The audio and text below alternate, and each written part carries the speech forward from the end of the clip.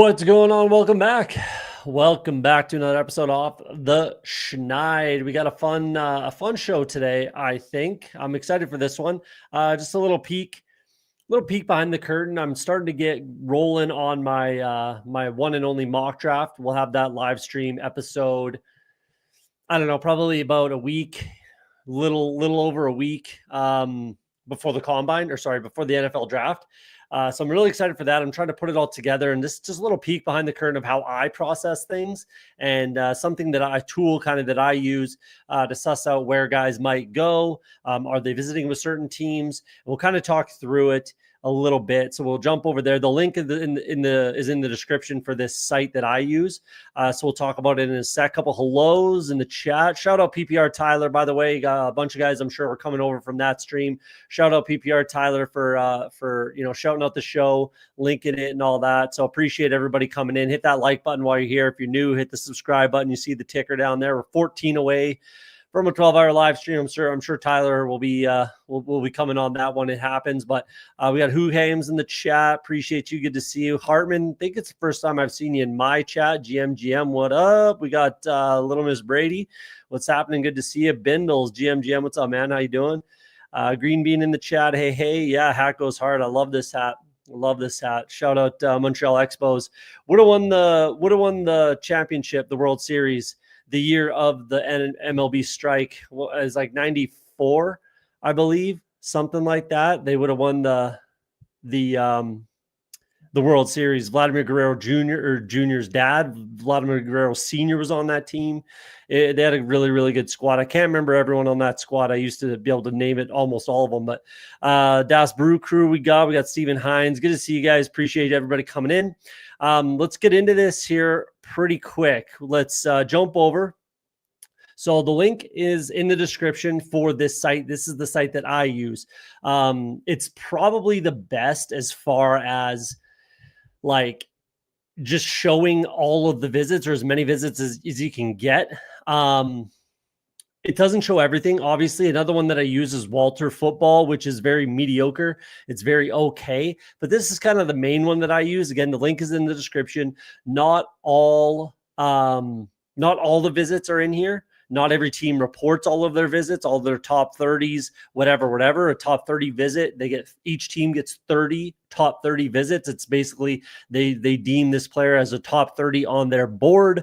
Doesn't mean they're all first round picks. Doesn't mean they're all second round picks. Whatever. But it gives us a good idea of what they're looking into. So we'll dig into that. Anthony, what's up, man? Good to see you. You're I Love Bears too, by the way, Anthony. I think, right? You're I Love Bears. I saw that name about 100 times in a row. Not literally, but I drafted a ton of times with I Love Bears. On stream, off stream, whatever, saw him on other streams. That's you, correct? Because I was wondering who the hell it was. It was like, this guy's just in too many stream drafts. I've seen that name too much. Got to know who it is. Yeah, the team was awesome. Would have won the World Series, man. Would have won the World Series. But nice Washington Nationals hat. Yeah, no doubt, eh? No doubt. Yeah, I'm adding that name. Good for you. I knew that someone that owned that username, that handle, was in these streams 100%. We're gonna do a big board eventually. We're gonna go through this first. We're gonna talk through this. Hopefully, you guys get some value out of it, and then we'll do a big board. I only have one more biggest board and one more bigger board bullet, so I'm not gonna stream them just now. I might do it on the 12-hour. Doesn't matter soon. Yeah, I know. I've seen you on stream, off stream, everything like that. Is the website listed in the description? Yes, sir. It's in the descriptions, the website link for this site that I use personally. So let's dig into it. Again, not all. First things first. Got a little of that. I'm a glass guy. I like to have a little cup action with my adult beverage. Just makes it going down a little smoother, a little easier. So let's get that going, and then we'll go through this. Bam. It's a clean pour right there. Okay, so link is in the description.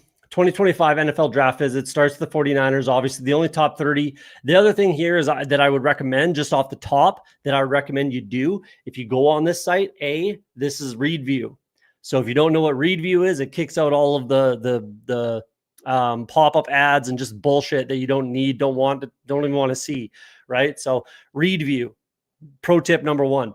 Pro tip number 2, click on these. You can, open in another tab. It's going to take you straight to the source. So I would recommend you check the source as well. I apologize for the bright ass screen. I'm pretty dark mode everywhere, but and you could go read view if you want. What's that? A little nip slip action? That's ridiculous. Anyways, read the source, because sometimes it gets the names wrong or there's issues. So I would suggest reading the source if you're going through this and trying to connect some dots. So Harold Fannin to the 49ers might be a good fit. That's the only top 40 visit that they have kind of made public, essentially, because either it's in like Tony Pauline. I don't know if you guys know who that is. He's a writer. He's actually a pretty good source. So you can check that, see who it is. Sometimes it's just a tweet, right? So there's a bunch of guys. Who do we got? Doesn't matter. Sometimes it's a tweet, whatever. I just recommend you check the source. So private workouts, pro day workouts, stuff like that. If they went for dinner with a coach, stuff like that, it's all in here.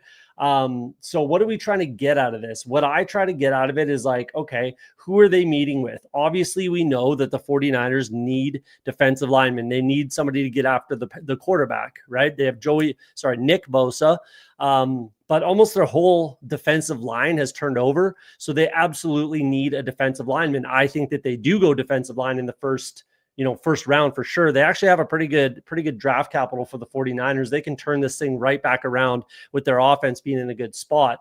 They just got to work on that defense. So of the, 4 private workouts, 3 of them are either defensive tackle or defensive end. So it's pretty clear that that's something that they're focusing on, right? Which, of course, obviously we know. And then formal combine interviews, right? It'll tell you who they've met with at the combine. Again, not everything is in here because almost every team meets with a lot of players at the combine, especially. But again, it gives you a good idea of who they're after, who they could be looking to draft. It's not very often that a team basically has zero connection with a player, with a prospect in the first round. There's maybe like one or two in the first round. There's literally no connection. And basically the team's just kind of keeping their cards close to the vest. They don't want to give too much away. They don't want to make it public, whatever. And, and the player comes out and says, man, I didn't even meet with X and Y team. They didn't even meet with me. I didn't bring me in for a visit, whatever. Chatted with them at the combine for 15 minutes. That was about it, whatever. Right. So, 1 or 2, but most of the time there's either a top 30 visit, a workout, at the very, very, very, very least, a combine visit. So, Walter Nolan, again, defensive tackle, Skirton, defensive end, corner, I think is a big need for them.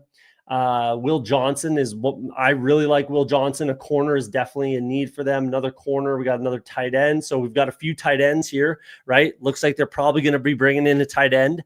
They lost, I can't remember who it was. They lost their backup tight end and a couple. They're always kind of cycling through. As much as Kyle Shanahan, Mike Shanahan's son, as much as he likes to draft, running backs, he likes to draft tight ends just as much. So Brennan Stool, Loveland, Fannin. Loveland, I guess you could say, could be on the board for them at 11 is where they pick, but I doubt it. I doubt they'll go that route is what I should say. Will Johnson is potentially on the board for them at pick 11. You could say Skirton, I suppose. James Pierce could be, right? A couple more pass rushers. Savion Williams, that's a guy who could step right into the Deebo Samuel role and really do exactly the same stuff. So that could be someone that they're looking to draft in the 3rd, 4th round, maybe something like that. Caleb Johnson, Higgins, Harris. So a bunch of wide receivers, a bunch of running backs. Again, Kyle Shanahan will draft a running back. It's just a matter of where. Wide receivers, hard to say. I mean, they're obviously not exceptionally happy with Brandon Ayuk. Tuesday, I think it's Tuesday, April 1st, whatever it is. I believe that's a Tuesday, is a hard kind of, date for Brandon Ayuk.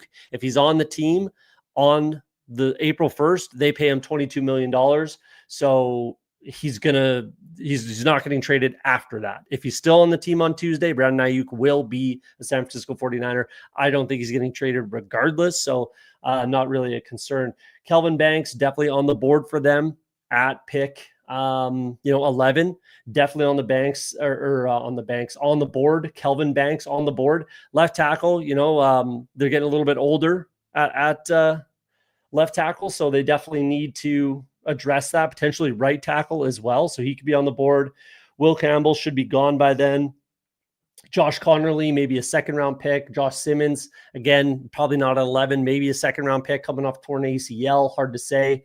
Armand Membu probably won't be there. He's pretty high on the list of tackles, so probably won't be there. RJ Harvey, again, another running back. Marion Hampton, Kobe Bryant, later in the draft, corner. Shamar Stewart, Shamar Turner, again, some defensive tackles, Bond. So it gives you a good idea of what they're after. And then the all-star circuit stuff, I wouldn't really worry too much about. It's like the Hula Bowl, used to be the East-West Shrine Bowl. I'm not sure if it's still on here, the Tropical Bowl, right? Like, I wouldn't be too concerned about these guys. Maybe they're like 6th, 7th round picks, undrafted free agents for sure. So, I mean, I guess like after the draft, if you see a team pick up an undrafted free agent that could have a route to targets or carries, whatever, to usage, maybe come back and check this and see if they were visiting with them, talking with them, because then it shows they had that interest, before the draft took place. So that's something I like to do. But yeah, for me, first round pick for the 49ers probably is going to be a defensive lineman, most likely. But it's just a good look at who they're going for, who they're after. The Bears, Isaiah Bond, Brashard Smith, Josh Connerly as well. You'll see a lot of names. And that's another thing. If you see, certain names pop up over and over and over again, especially with top 30 visits, that tells you that there's an appetite for that player. And essentially there's competition for that player, right? So if there's a ton of teams bringing in the same guys, especially if it's like a 2nd, 3rd, 4th, 5th round pick, you might have to push them up your board if you're an NFL team, obviously, right? You might have to push them up your board and take them earlier than you would be extremely comfortable with, because there's competition for that player. Other teams are interested, right? So Josh Connerly, we see again. Ashton Genty, we know that. Will Campbell with the Bears likely won't be there. Brashard Smith might be like a 3rd, 4th round pick, something like that for the Bears. That'd be an interesting get, kind of that Jahmyr Gibbs type for Ben Johnson with that with the new offense with the Bears. So that's interesting. Isaiah Bond, just a straight field stretcher potentially for that offense. Tyler Warren declined to work out at the pro day, do private workouts for 6 teams, including the Bears. So that's interesting. Tyler Warren should be on the board for sure for the Bears at 10, maybe not for sure. Actually, the Jets are there at 7. We'll see, but it looks like he could be an option. Jahdae Barron could definitely be an option, cornerback. They all 3 of these players met with the Bears before the pro day. Sometimes, again, if you click the link, sometimes it'll tell you who it was that met with these players. Was it their cornerback coach? Was it the defensive coordinator? Was it the head coach? Was it the GM? Right? It's good to know who it was that met with them. Jalen Walker's been popping up a little bit, met with the Bears extensively. Good to know. So that's somewhere I'd click the link because I want to know how extensive and why and what it was about. Formal combine stuff. I don't know if we need to go through everything for the combine stuff because there's a ton for every team. Again, they meet with a lot of different teams, but maybe we'll just look at, positions. We got running back, offensive line, edge, tight end, DB, corner, right? A lot of DBs. So definitely defensive backs on the menu. Definitely some sort of safety, it looks like, could be on the menu for the Bears. Marion Hampton is on the board at 10 potentially for them. A lot of offensive linemen. We got Mason Taylor, so another tight end. Booker, Zabel, a lot of offensive linemen. We got Cam Scatabo, maybe a 2nd round pick potentially, 3rd round possibly, right? Hard to say. So again, that's kind of what I'm doing, is just looking through it. It's like, what are they looking for? What do I think their needs are? Which I have a spreadsheet that maybe I'll show in another episode. I have a spreadsheet that I do where I track the needs for the team. I did it before free agency, check some boxes with that. Now I'm going back through it again to see what their needs are still, right? And then if you see commonality between the needs and who they're visiting with, then you might be able to suss out who they're targeting and who they might be after, especially in the first round, second round, stuff like that. My Bengals, Jack Sawyer, top 30 visit. That's a local visit, so it probably doesn't count as a top 30 visit, actually. If the school is local to the NFL franchise, it doesn't count as a top 30 visit. It counts as a local visit. So you get these kind of free visits from your local teams like the Dallas Cowboys. If it's SMU, Texas, right? TCU, it doesn't count as a top 30 visit, which you only get 30 of, hence the name top 30, right? But you get, I don't know how many local visits you get. I'm not sure if there's like a ceiling for it, but you get as many visits as you get as far as local stuff. And they're just different buckets. So that's something to remember. This Ohio State visit is not a top 30. It's a local visit almost for sure for Jack Sawyer, who was, I think he's better than where a lot of, like, certainly PFF has him ranked. I think he's a first round pick. I really do. I think Jack Sawyer's going somewhere in the first round. I really, really do believe that. And we'll see where I place him in the mock draft, because I'm almost certain I will have him somewhere in the first round. So defensive end is an interesting, spot. That's not really a need for the Bengals. Maybe if it was like, if he falls them in the second round, that might make some sense. Offensive line. Yeah, that makes some sense. Again, Josh Connerly probably at least pops up to the second round. I think Connerly might be a first round pick, again, given all of the competition, for his services, especially in a bit of a weak offensive tackle year. It's a touch on the weak side. But we'll see. Yeah, if they trade Hendrickson, that's definitely on the board. We'll see if that happens. It sounds like they're probably going to work something out. We'll see. But yeah, if they do trade Hendrickson, then Jack Sawyer could be on the board. I just think he's a quality, like, teams are probably hoping he falls to the second, maybe third round. I just don't see it personally. Nick Emenware, Nick Emenware, absolutely blew up the combine. He's going to be a first round pick somewhere. Met with the Bengals. They don't exactly need a safety, so I'm not sure where he would fit with this team. If I'm being honest, I wouldn't like that pick. I've said it tons of times on this channel. For my team, for the Bengals, they're drafting either a corner or a defensive lineman, a defensive tackle, I think is what they're going to do. But we'll see. I don't think there's going to be a corner there for them, but we'll see what happens. Bashal Tune, I'd be excited about if he did, pro day workout with the Bengals. I like to see that. Isaiah Nair, he could be someone that would fit in nicely, in that T. Higgins type of backup role, right? He might fit nicely there. A couple offensive linemen makes sense. Andrew Armstrong and Isaac Tesla are a couple of, a lot of people like as sleepers. I'm not huge into either of those guys, but we'll see. So it looks like obviously they're targeting like a fourth, fifth round wide receiver. Looks like for me, something like that is kind of what it looks like. Tyler Warren, we'll see. I don't think he'll be there. Corner, linebacker, defensive tackle, another edge. Shamar Stewart can move around a little bit.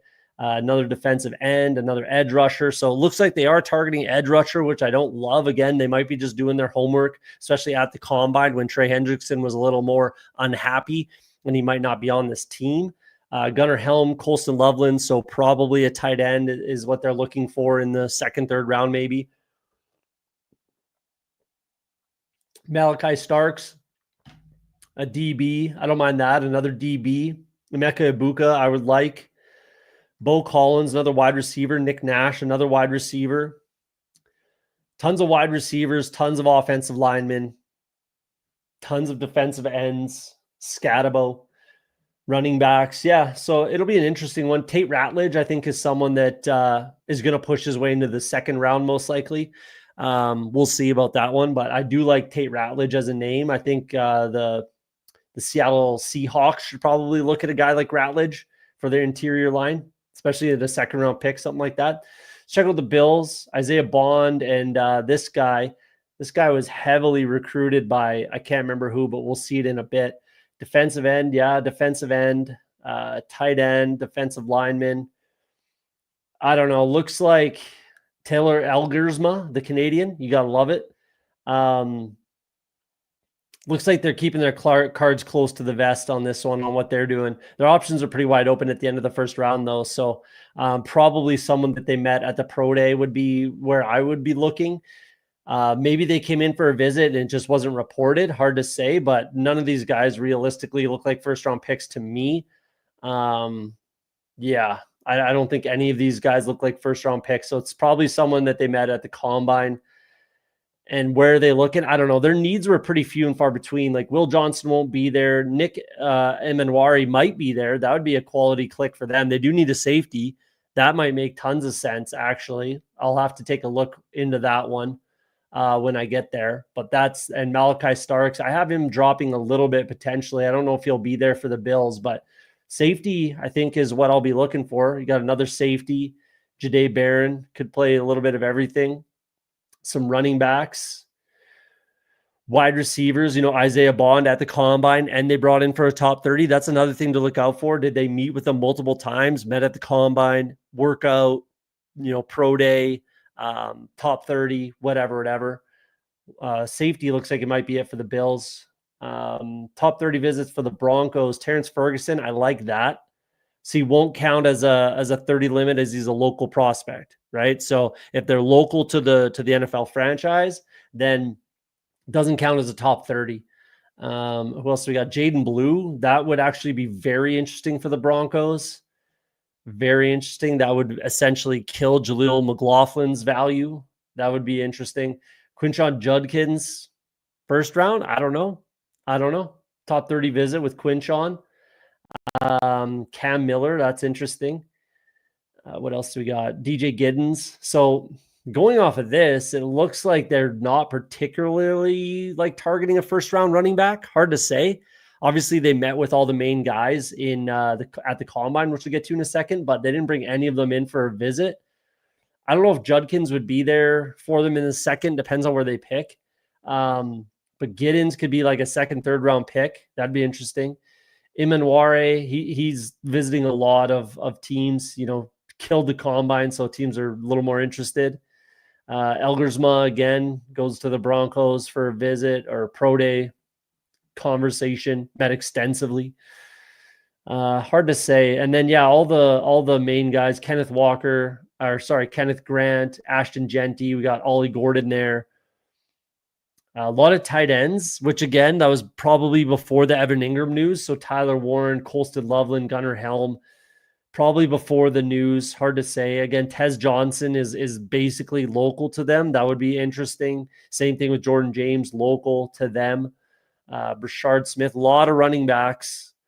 Terrence Ferguson, again, that could be somewhere they're looking. Local kid, but they brought him in for a visit and they met with him at the combine. That could be a good fit. Makes a lot of sense, actually. Evan Ingram's getting a little older. If he is injury prone, Amari Hampton's there. That could definitely be on the table for them. Mason Taylor, again, a lot of tight ends. Even though they brought in Evan Ingram, there's a lot of tight ends here. So if one falls to them in like the second, third, fourth round, they might just be, picking up another tight end. So that's interesting for the Broncos and for Evan Ingram. Mind you, I still am drafting Evan Ingram like he's going to be the guy there. Let's take a look at the Browns, picking number 2 overall, obviously. So they brought in Tyler Shuck, which is interesting. If they do go Abdul Carter second overall, which is probably the way they go, Tyler Shuck might be a third round pick for them, something like that. Come in and compete. Tez Johnson, interesting. Shedeur, we expect that. Cam Ward, we expect that. Travis Hunter, we expect all of that. Doesn't look like it's at least public that they brought in Abdul Carter, which is interesting. I would imagine they definitely are. Oh, no, right here. They did bring in Abdul Carter. Okay. Typically, like the first, second, third overall picks, they bring in all of the guys, right? So there should be nothing surprising there. And there should be no real information as far as that's concerned, because they're bringing in the top 3 teams are bringing in the top 5 guys typically. So nothing really to see there, if I'm being honest. The interesting ones are like, Tez Johnson, that's interesting. Isaiah Bond, obviously they might be looking for something specific. Harold Fannin comes in. That's interesting. Tyler Shuck, that's a little interesting. Private workouts, Jackson Dart, extensive time with the Browns ahead of his pro day. So that could be, the second pick in the second round, or maybe they trade back into the back end of the first round, and that's where they get their quarterback, right? That's very on the table, very, very on the table for the Browns and Jackson Dart. That's for sure. Dinner with Abdul Carter, not shocking. Jalen Milroe and Jackson Dart again. Yeah, we already knew that. Shador, we know that. Cam Ward, we know that. Ja'Cory Brooks, that's an interesting one. Met with Brown's assistant, Chad O'Shea. I'm not sure if that's their assistant wide receiver coach or just their wide receiver coach or what, but good to know. Jalen Walker, that's a little interesting because he won't be there in the second round, and they're not picking him second overall. So that's a strange one, but good to know, I guess. Shador at the combine, Cam Ward. We all know that it's probably Carter. Like, realistically, let's look for some interesting things. And really nothing. Mason Taylor, maybe. So again, another tight end. They could be, with Warren in there as well. And they brought in Harold Fannin. That's interesting. They could be looking to add to that tight end room at some point in this draft for the Browns. That stands out to me. Isaiah Bond and Tez Johnson could be looking for something specific. Again, a field stretcher. The offense definitely does need a field stretcher type of a wide receiver. So someone like Isaiah Bond might make a lot of sense for the Browns. That's an interesting one. We've got the Buccaneers, Jalen Noel. I don't know if I would like that as a Jalen Noel drafter. Second round, probably. I don't think he'll be there for them in the second round. At least I hope not, because I don't want him to go there. Defensive end, wide receiver, corner, linebacker, another corner. So later round corners could be something they're looking for. Texas State, Jordan McLeod had a private workout. We met with them at the pro day. That's interesting. Kanata Mumfield, linebacker. Jalen Lane, interesting. Linebackers, edge, tight end. Malachi Starks, I like to potentially go to the Bucks. We'll see. They need a safety. That makes a lot of sense. Gunnar Helm, linebacker again. Looks like linebacker might be on the menu. Corners, again, lots of corners. Jeez. Corner, DB. Wow, they met with a lot at the combine. Siobhan Ravel stands out to me. Maybe second round pick, probably. He's been shooting up the board. So corner is definitely corner DB, corner safety for the Bucks, definitely on their radar. A lot of defensive linemen too. Shamar Stewart won't be there for them, I don't think. Mike Green, maybe. Donovan Ezuraku probably will be there, but I don't know if they'll go down that road. Jihad Campbell would be an interesting one. If they're looking at linebackers, I might have to think about that one. He'll be there for them, most likely. That makes a lot of sense. Harold Fannin, Tez Johnson, Jack Besh. I'd like to see that. I don't want him to go here either. Matthew Golden. Looks like they're doing a lot of work on wide receivers, DBs, and edge rushers. Very interesting. A lot of linebackers. Maybe they go linebacker, the Bucks, and a guy like Jihad Campbell would make a lot of sense for them. Interesting. I'll have to look at that. We've got Cardinals. Nick Skirton makes some sense. They could use an edge rusher, another edge rusher. So two on their visits. Will Johnson, I think, is the number one corner in this draft. He's definitely up there anyways. Jahdae Barron looks really good. But I think it's Will Johnson, then Barron second. Cam Scatabo, Shamar Stewart would be an interesting fit for them. I'm not sure he's there for them at, I think they're 16, but three kind of defensive end edge rushers in visits for the Cards. Cam Scatabo, that's a local visit, so won't count towards the 30. That makes sense. Fantasy Football Garage, what's up, man? Good to see you. Feels like Bucks are up to no good with them wide receiver visits. Yeah, I don't like that either, man. I really don't want the Bucks to be drafting a wide receiver. So why are they meeting with so many? Like, especially they're meeting with different wide receivers. That's the interesting thing. Like what I always like the Bears or the Browns, sorry, that we saw. If I feel like the team is looking for something very specific, then it's like, okay, they're looking for a field stretcher, they're looking for a slot receiver, they're looking for whatever. You can kind of get a feel for what they're looking for. But when it's just kind of all of them, it's like, ugh. If it's a good wide receiver landing spot, you're happy about the visit. If it's a shitty wide receiver landing spot like the Bucks, then you're a little nervous. But they're clearly going to be drafting for the future, is what that sounds like. Chris Godwin has obviously been hurt quite a bit. Mike Evans is getting older by the day. They do have McMillan there, but I think they're definitely looking at wide receivers. So back to the Cardinals here. Another defensive line. Looks like the Cards are looking for a defensive lineman almost for sure. That's interesting. A lot of work on the edge rushers, defensive linemen. Worth taking a look at, that's for sure. At the combine, Jack Sawyer. Again, I think he gets into the first round at some point. Edge rusher, defensive line.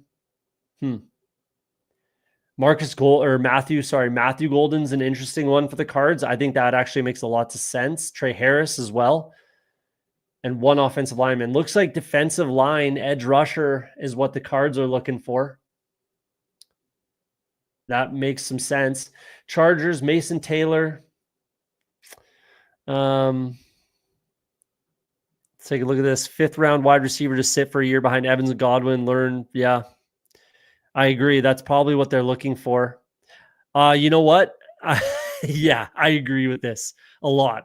I've been tinkering with mock drafts. I don't make anything public until I do my one, but I have mocked Jack Sawyer to the Lions. I'll say that he does. I fully agree. Yeah, we'll see where it lands, but good shout, Hartman. I agree a lot on that one. I mocked him to the Lions in the one mock draft. I've kind of, just fumbled my way through. It's not complete yet, but we'll get back to that one.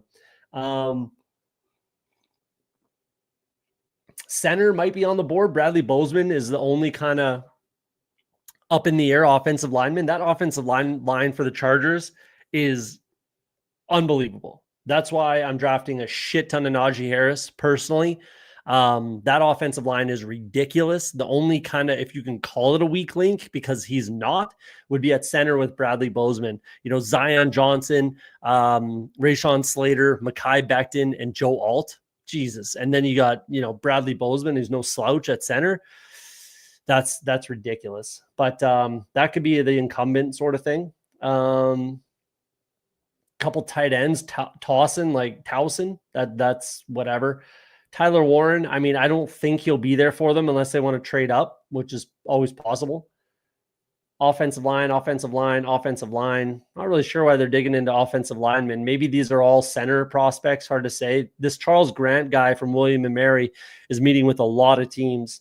So he's a name that might fly up a little bit. Nothing crazy. Probably just moves up to the 3rd round, something like that. We'll see. Jaquindon Jackson, interesting. Bunch of tight ends. Mason Taylor, Tyler Warren. We obviously know for the Chargers that Colston Loveland is on the board for them with the Harbaugh, Michigan connection. And that's the other thing too, is like, where are these teams connected? The Chargers, obviously with Harbaugh connected to Michigan, a team like the Raiders, Chip Kelly connected to Ohio State, right? That's stuff you like to look out for as well and think about and talk about. Running back. Interesting. I mean, Ollie Gordon and DJ Giddens might be 2nd round targets for them, which I would hate with Najee, but they're going to bring somebody in anyways. I know they still like Hassan Haskins, former, Michigan guy. We got Tyler Warren, Charles Grant again, Trey Harris. They could use a wide receiver like Trey Harris. I would like that one. Cam Scatabo, another name that's right there with the Ollie Gordons, DJ Giddens, Isaiah Bond. Yeah, I wouldn't connect Bond to them realistically. Chiefs, we got Damian Martinez. That one's really, really interesting for me. I don't think they would take him in the first, but a second round pick for Damian Martinez, that could be really interesting for the Chargers. If the Chargers don't take a tight end in the first 2 rounds, the Conklin is a smash ball 100%. I just think that there's a good chance that they do take a tight end. Like realistically, they didn't pay Conklin a ton of money. Disley does different things. So I think tight end is still on the radar for them. We'll see if it happens, but you're right. If it's not within the first couple rounds, unless it's Terrence Ferguson, like Terrence Ferguson in the third, I think would really hurt Conklin, but we'll see. I do agree with this. Who Hames agrees. KC have 63 and 66. One of those is running back. I would agree with that most likely. We'll see. But if it's Damian Martinez, I'm going to be with 20+% exposure to Martinez. I'll be exceptionally excited about that. So that's an interesting one. Offensive line makes a lot of sense, right? A lot of offensive linemen coming in for a visit. Even more. So offensive line makes sense. None of these guys are really, first round picks. Some of them might be fringe first round picks. So I might have to dig into those guys once I get down to the Chiefs and see if any of those guys are kind of on the fringe and could be, an heir apparent replacement. Juwan Taylor's probably gone after this season. Maybe their rookie, Kingsley Suamail, I can't pronounce his last name. Maybe he's just not it. So I'll have to dig into those guys, but lots of offensive linemen for the Chiefs and one running back, DT linebacker, a couple later guys, Ollie Gordon, another running back, Shamar James, spattering of kind of everything here. I think defensive tackle and defensive end are on the menu for the Chiefs. And then we've got some more defensive or offensive linemen. Isaiah Bond, again, he was part of that. You'll see the same clip. This has been the same clip with 13 teams, right? Meeting at the combine. Honestly, there's nothing really to read into on that one. If I'm being, completely honest about it, but we'll see about that one. No, I have not done the Patriots yet. We'll get there. Yeah, it's alphabetical. Alphabetical is how it's listed. The link is in the description for this website. So if you want to use it, jump over, check it out. It's definitely very valuable to me personally. And if you get some value out of it, hopefully it helps. Quinn Ewers met with a lot of teams. So that's, I mean, maybe a third round pick for Quinn Ewers. I don't like Quinn Ewers at all as a player personally, but we'll see how that works out. A little bit of everything. Offensive line. Looks like they could be after an offensive lineman, maybe DB. Hard to say. Tyler Warren could definitely be drafted by the Colts in the first round, right where they're sitting. If he's not gone by then, they could trade up for him. There's lots of options there. Offensive line, running back, Jordan James. That would suck for the Jordan James drafters if he goes to the Colts for sure. Ashton Genty, interesting. I guess that makes sense. At 14, he could fall to 14, maybe. Ollie Gordon, looks like they're looking for a backup running back, which would suck if you're an Ollie Gordon drafter. Obviously, if you're an Ashton Genty drafter, you're not very happy with that. Jordan James, you're not very happy. Tyler Warren, they met at the combine as well. Malachi Starks could fit there. Loveland, another tight end option. I'm not as high on Booker, Tyler Booker as other people are. I've seen him go inside the top 10, which I think is aggressive. But I don't know. I'll have to dig more into him. And then you see the same one for Isaiah Bond there. I don't think that makes much sense for them, but tight end, running back's an interesting one for the Colts. Some of these rookies might, if it's Ashton Genty, that would be horrible for a lot of people. Jordan James would be bad. That'd be interesting. Let's take a look at the Commanders. Oh, appreciate it, man. BB Meek Gazer. Pretty sure this is the first time I've seen you in the chat. Appreciate you coming in. Hopefully you get some value out of it. Offensive line for the Commanders. They kind of shored up their offensive line with Laramie Tunsil coming in, obviously, but doesn't mean they can't look to the future. Connerly, again, we've seen him a lot. This was the guy. This guy met extensively with the Commanders. I think they met with this is the guy. He's not a first round pick. So they send Dan Quinn, the GM and the assistant GM, to go see this guy at his pro day. That's really, really perks up your nose, right? Like that's a lot to send to UCLA's fucking pro day when you're not really getting much of anything else. Like there's not much else at UCLA this year. This looks like the guy, but he's not a first round pick. So I mean, you send all of that contingent, to see him and meet with him and everything. You better hope you get him in the second round, I guess. I mean, I don't know. So that was really interesting to me with the Commanders. Another defensive end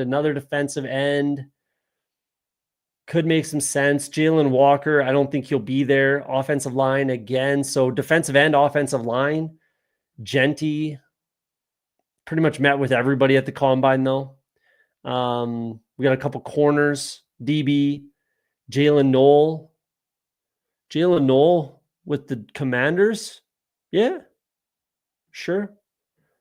Jordan James wouldn't be a bad fit there. Long term, short term might hurt him, but Josh Connolly again met with a lot of teams.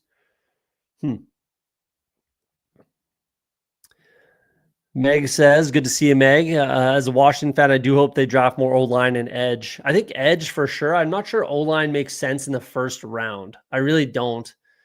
Not in the first round. But I do think they need some offensive line, like I said. Heir apparents, development type guys. But yeah, I think DB makes a lot of sense. Marshawn Lattimore fucking stinks.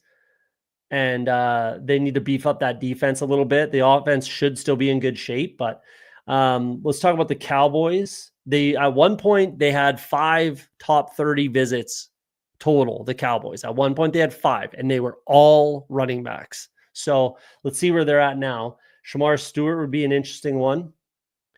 Probably a local visit again, Texas A&M. Siobhan Ravel, that would be interesting. See Brashard Smith. Local visit because he's SMU. Quinn Ewers. Ollie Gordon. Savion Williams would be really interesting to the Cowboys. Again, local prospect because he's TCU. Genty, we know about that. Damian Martinez, Bashal Tutin. So they're doing a lot of work on running backs like we talked about. I tweeted this out at the time when they had only the running backs as their visits. So that's definitely on the table for the Cowboys. Do they do it at pick 12? I don't know. I think if Ashton Genty's there at 12, I think the Cowboys absolutely sprint to the podium and draft Ashton Genty. I just don't know if he's going to be there for them. Defensive tackles, offensive line, linebackers. Connerly again, you see a lot. Had dinner with the Cowboys and the offensive line coach. Interesting. I don't think he'll be there for them in the second round, Connerly. But they may that might be a trade back option for the Cowboys. Met with their offensive line coach. That's not for nothing. A lot of times, depending on who they are, I don't know who Connor Riley is, but like Bill Callahan with the Tennessee Titans, if Bill Callahan's meeting with an offensive lineman, they're probably drafting that offensive lineman for the Tennessee Titans, most likely. I guarantee you they just say, hey, you tell us who you need, and we'll draft them for you. Probably not in the first round, but we'll do what we can to get you your guys. You need a specific type of O lineman when you have a mobile quarterback. Yeah, I agree with that. Yeah, Lattimore was awful when he came over. He was terrible. But that's an interesting one for the Cowboys. I think that's a trade back option. To go at 12 overall, that'd be pretty rich, I feel like.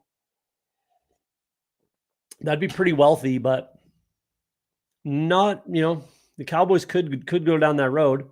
Dylan Sampson, another running back. Kenneth Grant. Linebackers, a lot of linebackers. Edge. Interesting. A lot of linebackers. Wow. A lot of linebackers. Jeffrey Bassa, I've heard good things about. Quinn Ewers again. Corners. Corners make a lot of sense. A lot of corners, a lot of DBs, right? Jeez. Tet McMillan. It's possible. Running backs, more running backs. Geez, they met with everybody. Running backs, Josh Simmons. Yeah, Cowboys are always a tough one to kind of figure out. Let's look at the Dolphins. Nick Emmanwari. That makes some sense. Quinn Ewers again met with a lot of teams. Offensive line, you got offensive line, tight end. Jalen Connors, that's an interesting one. I kind of like that for the Dolphins, actually. Former quarterback. That's an interesting one. Ollie Gordon, Malachi Starks, tight end, quarterback, left-handed quarterback. Dylan Gabriel could be a nice kind of backup to Tua. I think that'd make a lot of sense. Development piece.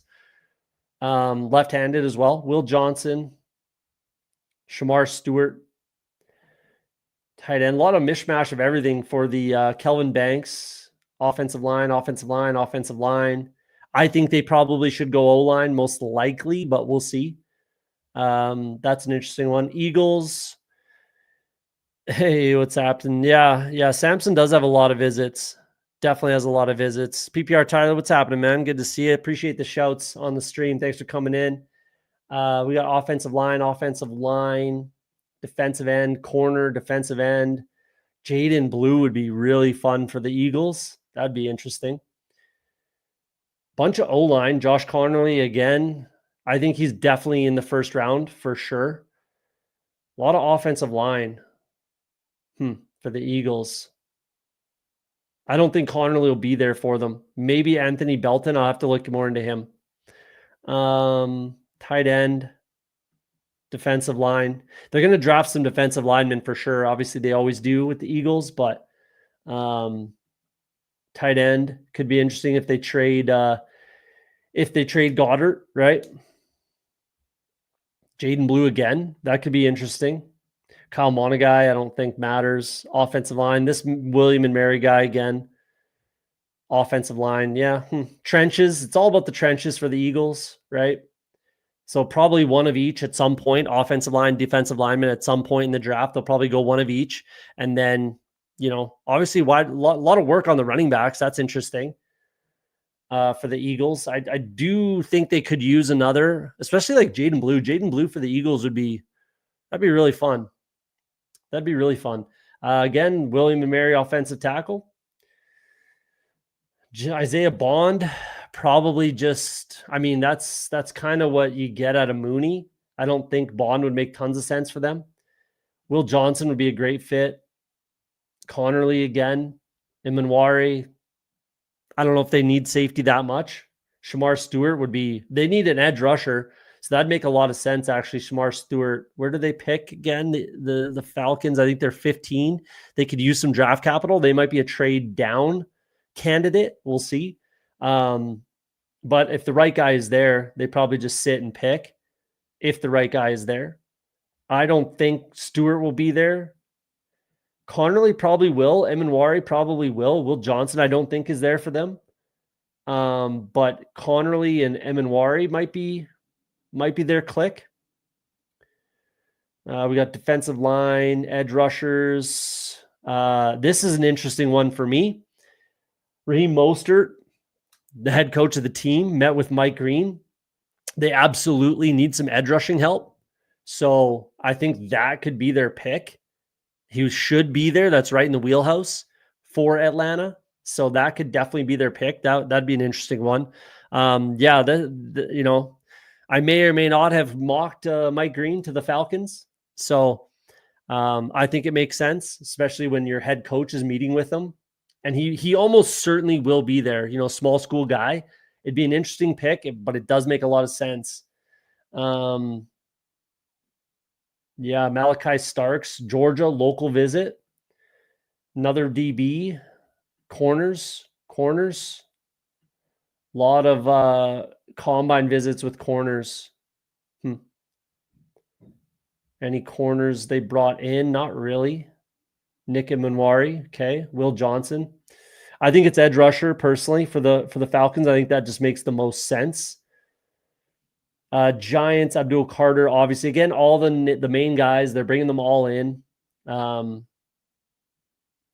Yeah, we don't need to dig too far into this. Jackson Dart would be interesting. Extensive time with the Giants. That would be an interesting one. This is actually really interesting. That's really, really interesting. And who can tell me why? Obviously, it's Shedeur Sanders. That's why. So that's something I like to look for too. If they're meeting with like offensive linemen and, receiving options, tight ends, wide receivers for quarterbacks, right? Talking to the teammates, they might not be interested in Will Shepherd at all. But maybe not. Like whatever. If he's there in the 5th round, 6th round, something like that, sure, we'll take him because we met him for dinner.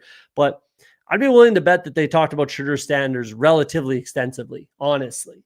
So that's something worth looking at and thinking about and talking about. So Shamar Stewart, really interesting. I really don't think he's a 3rd overall pick, but he won't be there for them in the 2nd round. That's for sure. Maybe it's a trade down thought, but I doubt it. Abdul Carter, Jalen Walker. Interesting. This is really interesting to me. The Will Shepherd thing with Shedeur Sanders at 3rd overall. That's really interesting. With the Jackson Dart. Okay. Cam Ward, Shedeur Sanders, we know that. Ashton Genty, sure. Abdul Carter, definitely. Jack Sawyer, 2nd round pick option potentially. Mason Graham's just not going to be their pick at 3rd overall. Tyler Warren, not going to be there. Malachi Starks, not going to matter. Shamar Stewart, wow. Caleb, yeah, maybe Caleb Johnson. That makes a lot of sense for the Giants in probably the 2nd round, maybe 3rd, maybe 3rd round. If Caleb Johnson's there, I think they would probably look that direction. That makes a lot of sense. They need a running back, and they haven't really brought much in for running back, at least from what we see here, besides Genty.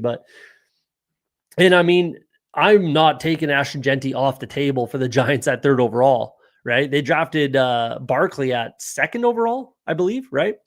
So obviously with, the FOMO of Ashton Genty with what just happened with, Barkley with the Eagles, I wouldn't take it off the table that Ashton Genty is a target for the Giants at 3rd overall. I really wouldn't. But Tyrone Tracy slander is crazy, is it? Like I think that Tyrone Tracy has kind of like, he's going to have a 1A, 1B type of a role. He's going to have a pass catching type of a role. If they draft Ashton Genty, then Tracy's getting, Tyler Algier, 100%. If they draft, obviously, that. If they draft Ashton Genty 3rd overall, then Tyrone Tracy means nothing anymore. He's barely draftable. He is still draftable, but barely. And he gets completely Tyler Algier. But if they bring in like even a Damian Martinez, Ollie Gordon, someone like that, then Tyrone Tracy still has a role. And his ADP is close, but I still think it's a little wealthy for me personally. So that's interesting. Jack Sawyer. Where did we go? Yeah, we kind of wrapped this up. That's interesting. Interesting stuff. Giants met with Shedeur at the Shrine Bowl. Yeah, obviously. Jags, wide receiver, Jalen Walker. Nothing really to look into for the Jags. The Jags are a tough one this year at 5th overall. Mason Graham might be their target. Travis won't be there. Quinn Ewers, yeah, maybe in the 3rd round, 4th round. Abdul Carter won't be there. Imanwari, that's too early. It could be a trade down scenario for the Jags. Tet McMillan, I don't agree with. James Jones, sure. Jordan James, sorry, sure.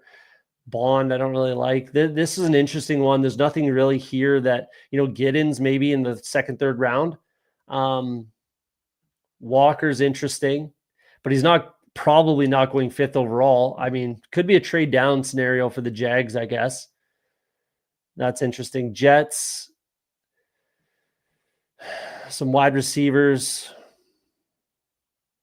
Nick Skirton, tight end, definitely is on the table at 7, right? Yeah, I think that's probably their pick as it sits right now. Mason Graham to the Jags is probably the way they go. We'll see. They could trade down. Jets, Tyler Warren would make a lot of sense. Shamar Stewart might make a ton of sense for them. Maybe. Yeah. Yeah, he'd make some sense for them. Jordan McLeod, second time we've seen that name. Quinn Ewers. A lot of work with these Kyle McCord, Syracuse local guy. Jets QB coach. That's interesting. That could be somewhere they look for sure. Terrence Ferguson with the Jets tight end coach. There looks like they're looking for some sort of quarterback prospect anyways. Quinn Ewers, Jordan McLeod, Kyle McCord. Makes sense, obviously, with what they have going on with Justin Fields. Cam Miller as well comes in. Probably drafting a quarterback somewhere. Mason Graham makes some sense. Quinn Ewers again. Tyler Warren. Tet McMillan. Yeah. Mason Taylor. Again, William and Mary offensive lineman. I'll have to dig into him. Connerly. Cam Ward, sure. The Lions. Hey, shout out PPR Tyler, your guy, Lan Larson, met with the Lions, had a top 30 visit. That's his only top 30 visit from my knowledge. So that's not for nothing. Gray Zabel, he could play basically anywhere on the offensive line. I think he fits in a lot of places, but what does he do well? Consider the competition. Where do you play him? He could play center literally. So that's an interesting, that's interesting. Mike Green, edge rushers, obviously they're looking for someone opposite Hutchinson, right? Hutchinson. They're definitely looking for an edge rusher to be on the other side. That makes a lot of sense. Geod Campbell, I don't think makes any sense for them for what they have. Another edge rusher, defensive lineman. It's either defensive line, defensive tackle, or a edge rusher for me. And then you got a spattering of some corners, some later round corners. That makes some sense. CJ Dupree, I like actually. DB, Jackson Hawes. Looks like they're looking for like a blocking tight end too, right? Isn't that, what's his name? Wright? What's his first name? Their backup tight end, Wright. I can't remember his first name. But it looks like they're looking for a blocking tight end, that's for sure. Dupree can do a little bit more though, so I don't mind that click for them. Couple corners, late round DBs, that sort of thing. Jalen Milroe, interesting. Ellick Ayumanor, these later big body wide receivers. Okay. Big body wide receivers, offensive line, some more offensive line. Yeah. Okay.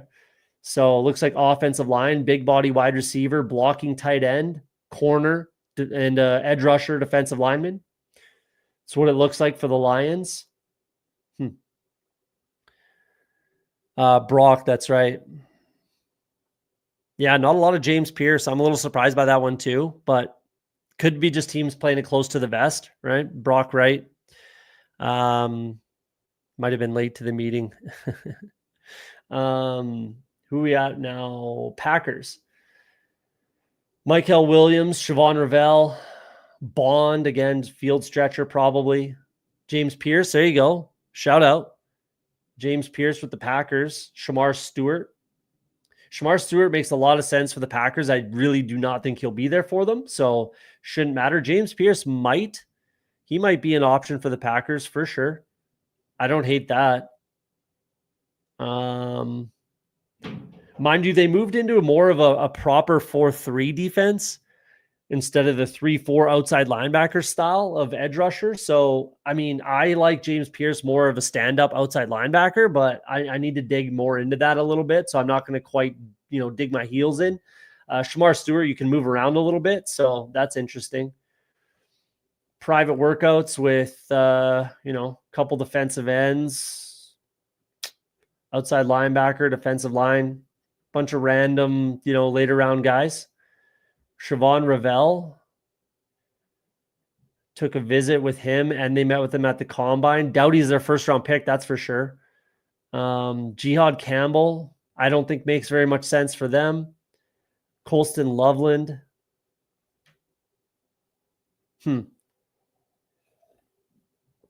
Jahdae Barron won't be there for them.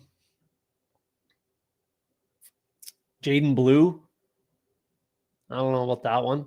Matthew Golden, that could be somewhere they look. They do kind of need a wide receiver. Isaiah Bond again. James Pierce at the combine as well. James Pierce might be on the menu for the Packers. So there you go, Hartman. If you're a Packers fan, James Pierce might be the guy. The Panthers, Tet McMillan, interesting. Jalen Noel. Jarquez, my guy, Jarquez Hunter, Ollie Gordon, couple running backs. Nick Anmuare, whatever. He's local kid to the Panthers. That can make some sense. Defensive line, linebackers. Interesting. Jalen Noel and Tet McMillan, two completely different types of wide receiver. That's interesting. Jalen Walker, I don't mind at all to go to the Panthers. Malachi Starks, Cam Scatabo. Wow, two wide receivers, and they couldn't be more different. Interesting to the Panthers. Really interesting.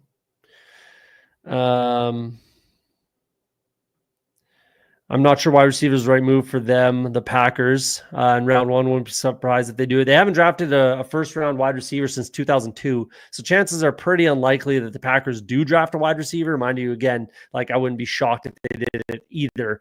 It doesn't sound super likely. Packers might be a team someone targets to get back in the first round for a quarterback or running back. I could see that. Yeah, I could definitely see that. Let's take another peek, actually. What would they like, unless I guess let's take another peek at that. If James Pierce is gone, maybe, yeah, Stewart will be gone. So if James Pierce is gone, they might be looking to, trade back. I don't hate that take. We're at the Patriots, so hit him with the gritty if you're still watching. Ravel could be early second. I don't like him too. I mean, he's a bit of a freak athlete coming off a torn ACL. Plus, he only has 1 year of starting experience in the the conference that he plays in, East Carolina. Like, I don't think he's a second round pick personally. Maybe third. Like, third round pick sounds about right to me. But you're not wrong, considering, again, there's an appetite for him. Clearly, a lot of teams are bringing him in, but they could be just bringing him in because of the injury red flag. Right? Get their doctors to take a look at him. Hard to say. So I don't know. I don't know about Ravel being a second round pick, maybe in the third. I think teams are intrigued by him, but they want to, check off the medical box with that, in my opinion. This same UCLA guy had a couple visits. Kyle Williams, my dude. That's interesting. The Patriots with Kyle Williams. I would not mind that at all. I could squint my eyes and see a lot of Stephon Diggs in Kyle Williams personally. Jalen Noel. I like Will Campbell to them, almost certainly. They have to draft a left tackle, and I would do it at 4. So I think Will Campbell. But man, like Kyle Williams and Jalen Noel with their second round pick, especially Kyle Williams, fourth pick in the second round. Whew, the early 30s, that could be just gangbusters for my 20+ exposure. I would be victory lapping the shit out of Kyle Williams if he goes to the Patriots in the second round. Jalen Noel could definitely be on the table too. But I think it's Will Campbell in the first. Dylan Sampson, that's interesting. Jordan McLeod, we've seen a couple times. Offensive line, makes sense. Jeffrey Bassa, I like. Some defensive players. Jordan James, Dylan Sampson again. Jalen Walker won't really be there. That doesn't make a lot of sense. Woody Marks. So a few running backs, some later round, 4th, 5th round running backs.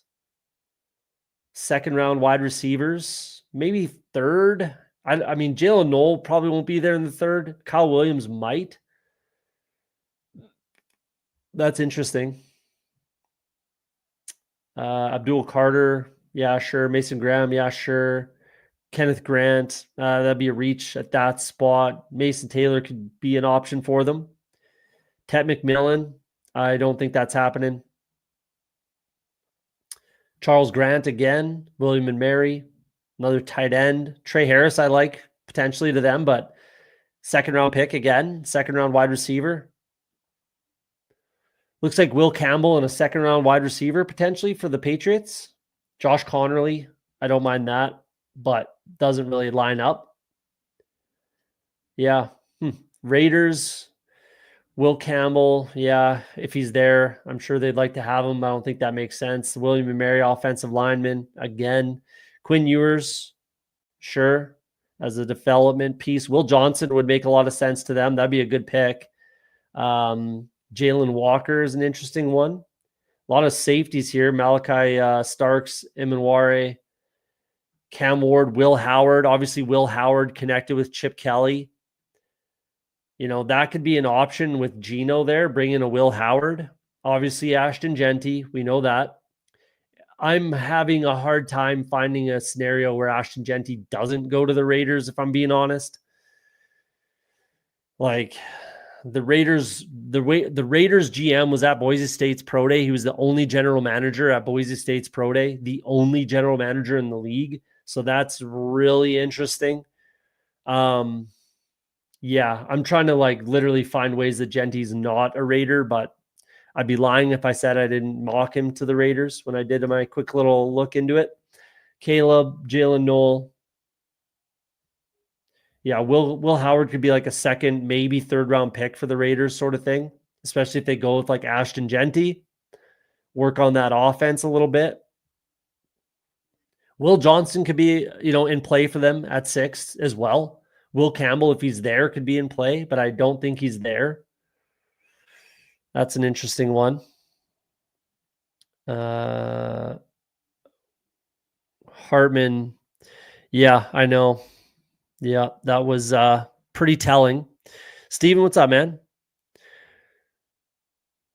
Yeah, he did. He did look pretty beefy. He put on 2 pounds since the combine, which isn't crazy. A lot of guys lose some weight at the combine, not on purpose. It's just a hectic time, right? So they just naturally lose a couple bills and then they weigh in a little heavier sometimes at their at the pro day typically, which is what happened with Genty, happened with Will Campbell as well. So yeah, I mean, Genty's probably on the board for them.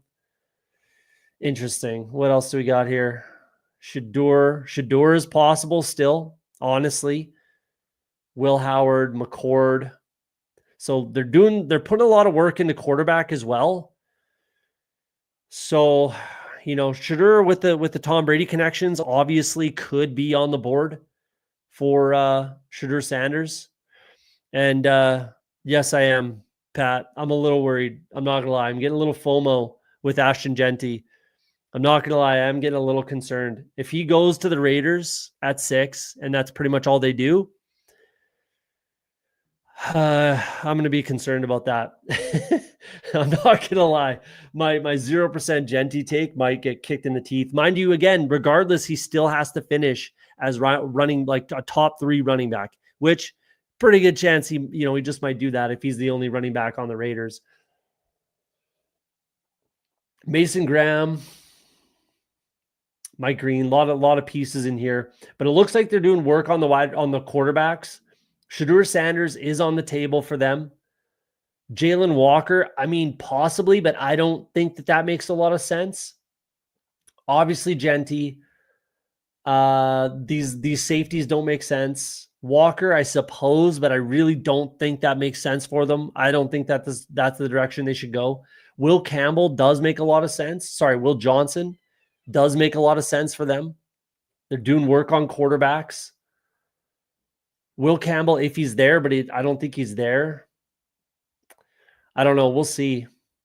Ted McMillan, not going to happen unless they want to trade down for some reason. Will Johnson there again. A lot of work on corners and DBs. Jahdae Barron, Kobe Bryant, DBs, right? Interesting. The Raiders are quite the wild card this year. They really, really are.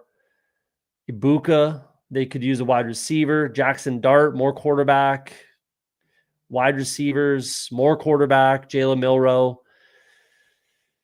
So I don't know. They're definitely a wild card team for me. The Raiders, for sure. For sure. If they go Sanders, then obviously I'm breathing a lot lighter with the Ashton Genty situation. They could go Genty and then go quarterback in the second, third round. I don't know. They're a wild card for sure. The Rams typically play it close to the vest. Like they really don't make a lot of things public, and B, they draft very well. They draft players for a specific need.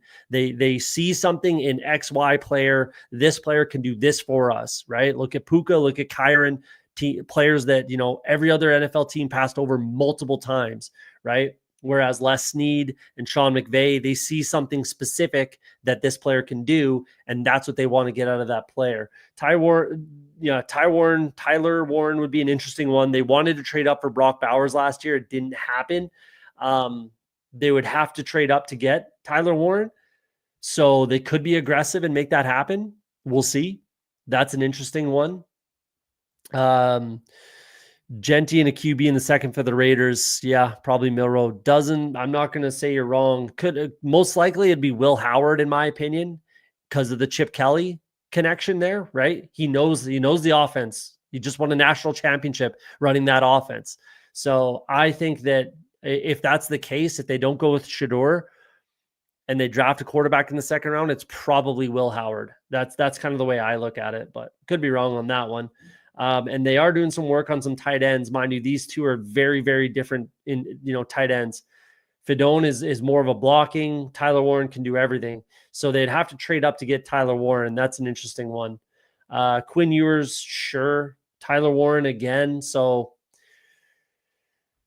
yeah, I mean, Tyler Warren could definitely be an option. That's why I'm a little lighter on Higbee personally. Emo Cowboys super high on Tyler Higbee.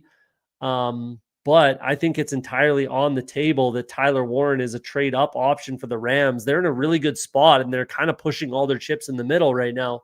So if they feel like they're an offensive weapon like Tyler Warren away from being, one of the best offenses in the NFL, which I wouldn't say that's completely crazy to say, then they might just do that. Gunnar Helm, another tight end. Torrey Horton. Yeah, that'd be interesting for them. Matthew Golden could be on the board for them if they stay there. Tez Johnson could be one of those types of wide receivers, and they need a slot receiver, so he would actually make a lot of sense for the Rams. He could be that guy that they that's what we need. We need that. I don't give a fuck what his measurements look like, what his combine looks like, right? That player can do that for us in our offense. So Tez Johnson could be an option for the Rams, actually. I might write that down. That's really, really a nice fit, actually. So I might write that one down. That's an interesting one. I really like that. That would make a lot of sense to me. And my Tez Johnson shares would be happy about it. Trey Harris, I don't think makes a lot of sense, but you never know. Cam Scatabo, that would be a good fit for both players, for the Rams and for Cam Scatabo. That'd be a good fit. Really good fit. The Ravens, Charles Grant, again, we're seeing. Efton Chisholm got a late invite to the Shrine Bowl. Supposedly, showed out in the Shrine Bowl practices. Didn't really show up much in the game, but that's an interesting, top 30 visit. Anthony Belton, we're seeing again. He's a guy that I'm going to look at for the end of the first round. I got to do a little more digging on Anthony Belton, that's for sure. He could be one of those. Late first round, offensive linemen. I'm gonna have to do some more digging on him. Pro days, defensive ends. They do need some edge rush help for sure. For sure, Skirton could be that guy. They need some help there. Not a lot telling with the visits in the pro days. Maybe Belton. They do need a swing tackle for sure.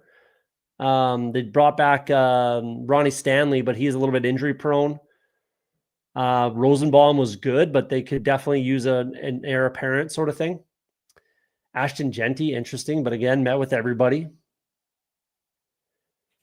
Mason Taylor, I guess, to replace like as an heir apparent, I guess, I suppose, for Andrews. I don't know. Offensive line, Josh Connerly could definitely be in play for them at the end of the first round. That'd be a nice click. That would make a lot of sense, actually. If he's there, he may not be there, but if he is, that makes a ton of sense. The Saints are an interesting one. Thomas Fedoni, he's popping up a lot, actually. That's interesting. Connerly, again, he can make some sense. Ravel, still third-round pick for me. Tyler Warren, that's interesting with how much money they paid Juwan Johnson. Will Campbell, probably not there, but you never know. Mason Taylor, so another tight end. Jackson Dart. Many of their top people at Ole Miss, including Kellen Moore for Friday's Pro Day.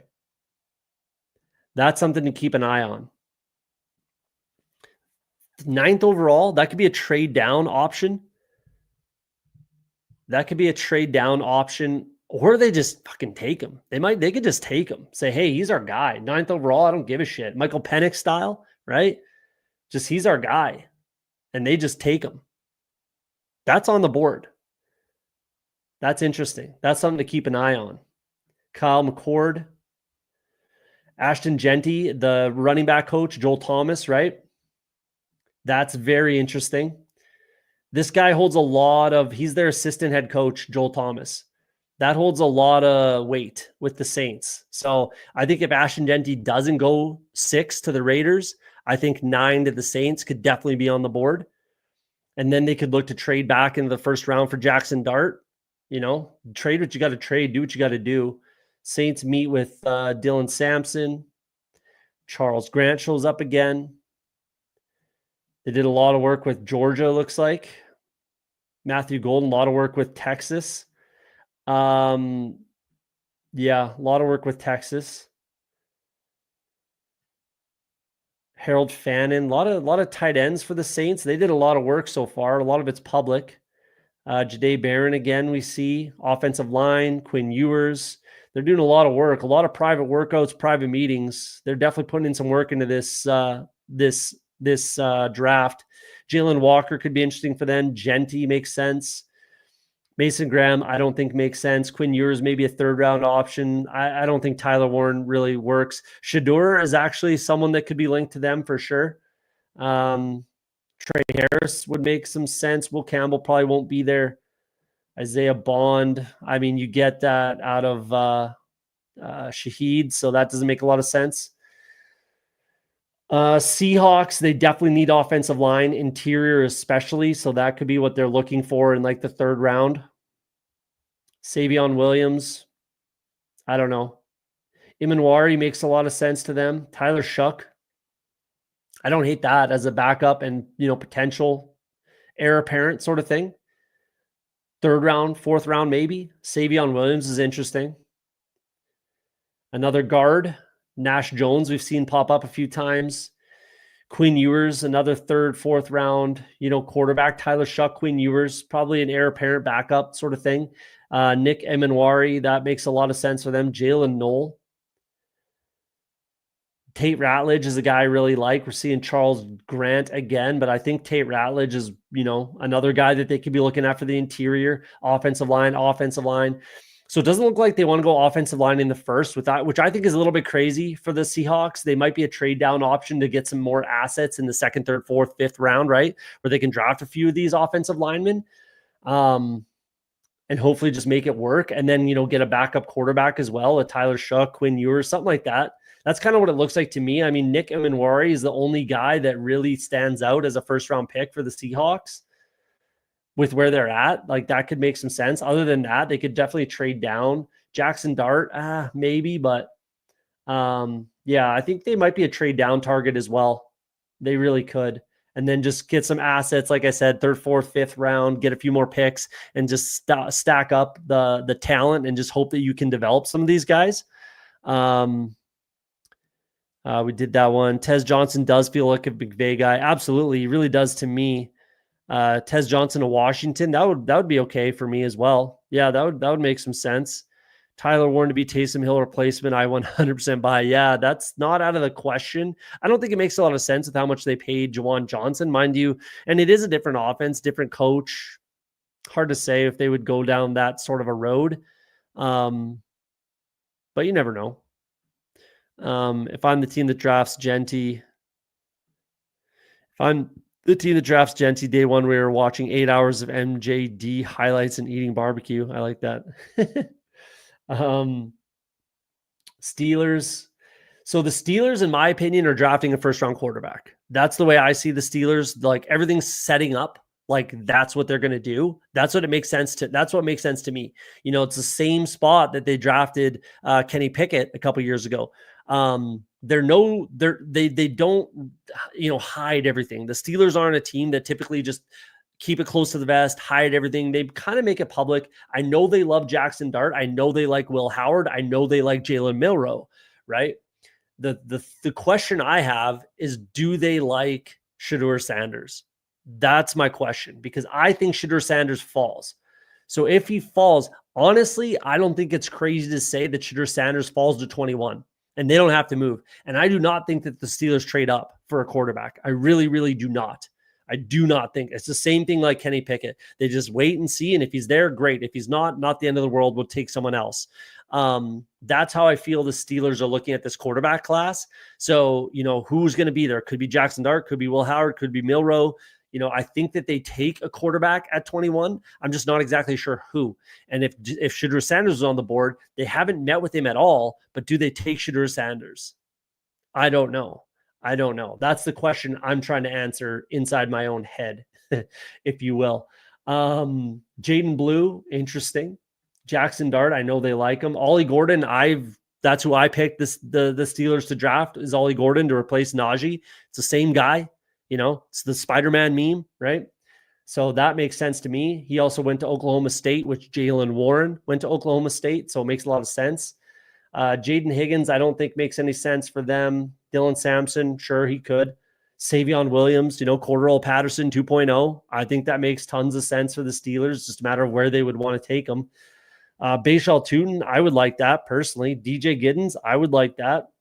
We got Jalen Knoll again, or is that the first time? No, just the first time. Jalen Knoll would make sense as a slot receiver for them, though they did just draft Roman Wilson in the third round last year. Plus they have Calvin Austin. I don't think that makes a lot of sense. Yeah, like a Savion Williams would make more sense. Tyler Shough, if they had to, I suppose, but I think there's going to be other options. Quinshawn, Trevion, and Will Howard all met with Mike Tomlin and Omar Khan before the pro day. Interesting. I know they like Will Howard. I know they like Will Howard. The running backs are interesting, and they met with both head coach and GM, tied at the hip sort of thing. Like if they're not in lockstep, they're in lockstep on every draft pick they take, I would imagine, for the most part, especially early. So that's interesting. That's what makes me think Will Howard potentially at 21. And then Emeka Ibuka was also in the group, sure, but I don't think that that's really it. They could be getting like these guys' opinions and thoughts on Will Howard and see how they interact, see how he's a leader in that group of men sort of thing. There could be all sorts of ulterior motives with visits like this, like I was saying earlier. So that could be the reasoning, really. But we'll see. Quinn Ewers, later round again, like worst case Ontario, if you have Quinn Ewers and Mason Rudolph as you're, battling it out, I guess they could make it work, the Steelers. Like, I don't think they're afraid to do something like that. I really don't. Like, the Steelers are the type of franchise where they know they can get by with Mike Tomlin and playing good defense and running the ball. Now they have some wide receivers, multiple wide receivers that they can, get some play out of. I don't think they're afraid to go into the season with Mason Rudolph and Quinn Ewers, Mason Rudolph and Tyler Shough, Mason Rudolph and Will Howard, right? I don't think they're afraid to do that. I really don't. So I don't think they're going to force anything at 21, but if Shedeur Sanders is there for them, will they take him? I'm not sure.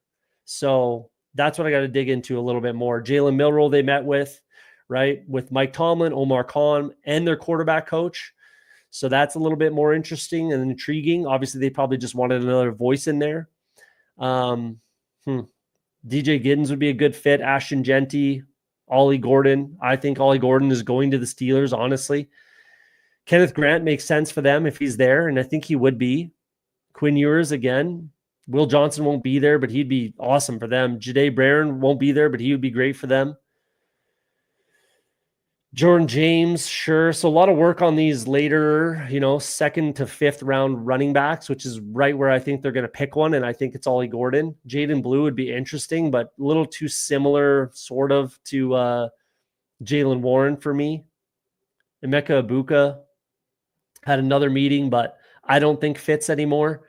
Luther Burden, yeah, I suppose. First time we've seen Luther Burden pop up in this whole list, which is very telling if you ask me. Like, I'm very low on Luther Burden. I've made it pretty known on this channel. I'm very low on Luther Burden, and this is the first time we've mentioned his name. We're at the Steelers, and this is alphabetical. So that's very telling if you ask me. Trey Harris, I don't think makes any more sense for this team. Cam Scatabo absolutely does. Very similar to Ollie Gordon. Alec Ayumanor doesn't make sense anymore. Caleb Johnson absolutely does. So yeah, second, third, fourth, fifth round running backs, they're all in play for the Steelers. I think they would sprint to the podium if Trevion Henderson was there for them in the second round. I guess he's on the table in the first. I guess. I doubt it, but I guess he's on the table. Really, they've done it before. They took Najee first round, right? They went for dinner with him. And at the combine, it's not crazy that Trevion Henderson's their pick in the first round. I'd be a little surprised, but I wouldn't be shocked. Texans. Defensive line. Jaden Blue, I think running back is definitely on the menu for the Texans. Brashard Smith, Jaden Blue. My guy Kyle Williams takes a visit. That would be a nice fit. I would like that. I would really like that. That would be a good fit for me. Siobhan Ravel, Matthew Golden. So they're definitely doing some work on some wide receivers. Josh Connerly would be a good pick for them. Beef up that offensive line. Although they've thrown a lot at the offensive line in this offseason.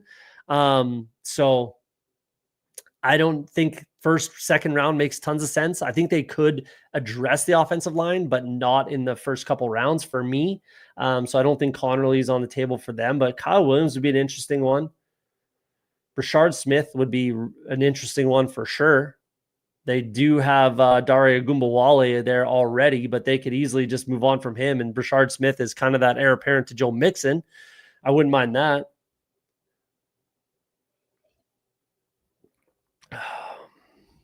Be careful. Luther Burden can be Amon-Ra St. Brown all over again. Maybe. I don't think he goes in the fourth round. Like, I don't like Luther Burden personally, but I don't think he goes in the fourth round. We'll see where he lands. He's a little more landing spot dependent for me. Isn't Burden more like Debo than Amon-Ra? Yeah, he'd be more similar to Debo than Amon-Ra, but I don't think he's similar to either of those guys, if I'm being honest with you. If anything, like DJ Moore-ish. A lot of like screens sort of thing. Yak stuff. I don't know. I'm not a big Luther Burden guy personally at all. And again, I think it's very telling. We haven't really talked about him at all. But that's just my opinion. Private workouts, linebacker. I don't think that's really necessary. There's actually not a crazy amount of needs with the Texans. I'm going through the list right now, and I don't think there's a crazy amount of needs for the Texans realistically. And I think running back's actually fairly high for them. So, or wide receiver. So that could be their click. Like Matthew Golden in the first, local guy does make a lot of sense. Kyle Williams probably in the second would be nice, in my opinion. Yeah. Combine stuff, defensive ends, linebackers, DBs, a lot of DBs, tight ends, blocking tight ends. So that's interesting. Yeah. Blocking tight ends. And then Colson Loveland randomly. Jalen Noel, with Christian Kirk coming in, I wouldn't love that fit personally. Ibuka, obviously, tons of sense. That could absolutely be their pick, and he just might be. That's who I've already, linked to the Texans in my spreadsheet. That's who I have them kind of taking. Brashard Smith can make a ton of sense. He met with them at the Combine, and they brought him in. Trevion Henderson, again, linked up with Stroud. That can make a lot of sense, too, in the first round. Bayshal Tune, a lot of work on running backs, which I think that's a high need for them. I really do. So that could be it. Jack Besh, I wouldn't mind that. Honestly, if I recall off the top of my head, I just put together their needs earlier today, I believe, and running back and wide receiver are the two highest needs, in my opinion, for the Houston Texans. So this is encouraging for me. All of this wide receiver, Jaden Higgins, Alec Umanor, Jack Besh, Pat Bryant, right? All of these running backs we're seeing here. That's encouraging. Tez Johnson. I don't like that with Christian Kirk either. I think like a Higgins, a Umanor, Besh would be nice. Pat Bryant makes sense. Like all of those types of wide receivers make more sense. Even Ibuka, he can do a lot more. Knoll does not particularly make sense to me. Tez Johnson does not. Obviously, like Tez Johnson with the Tank Dell connection. They're they're really good friends, those two. That makes a lot of sense, but I don't think it makes sense for the team with Christian Kirk coming in. So we'll see on that one.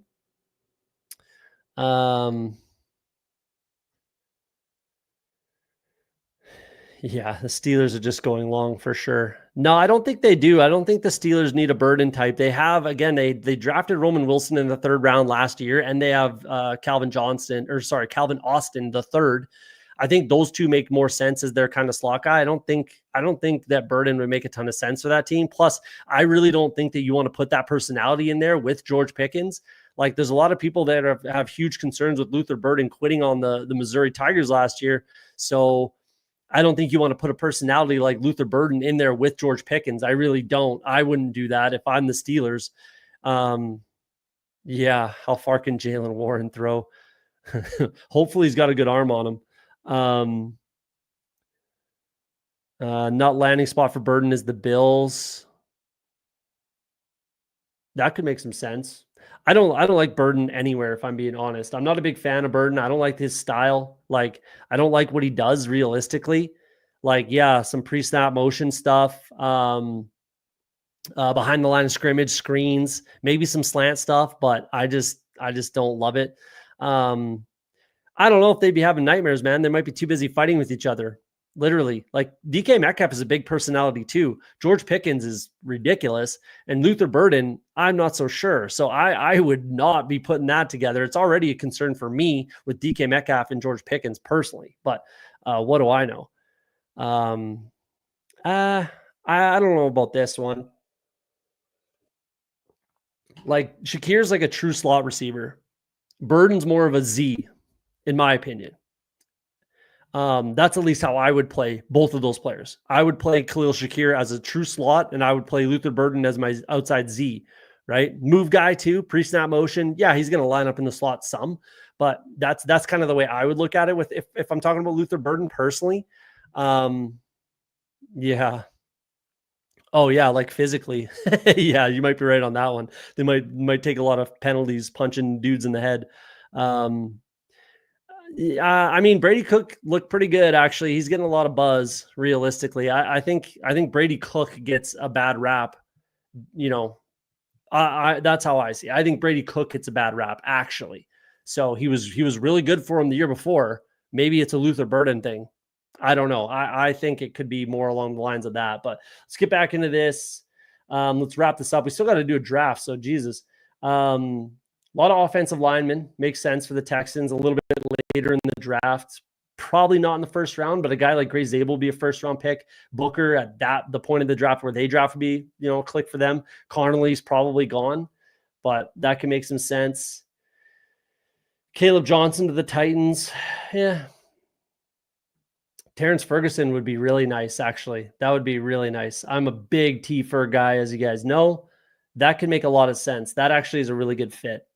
That's a really good fit. I would like that a lot. Cam Ward, most likely their pick.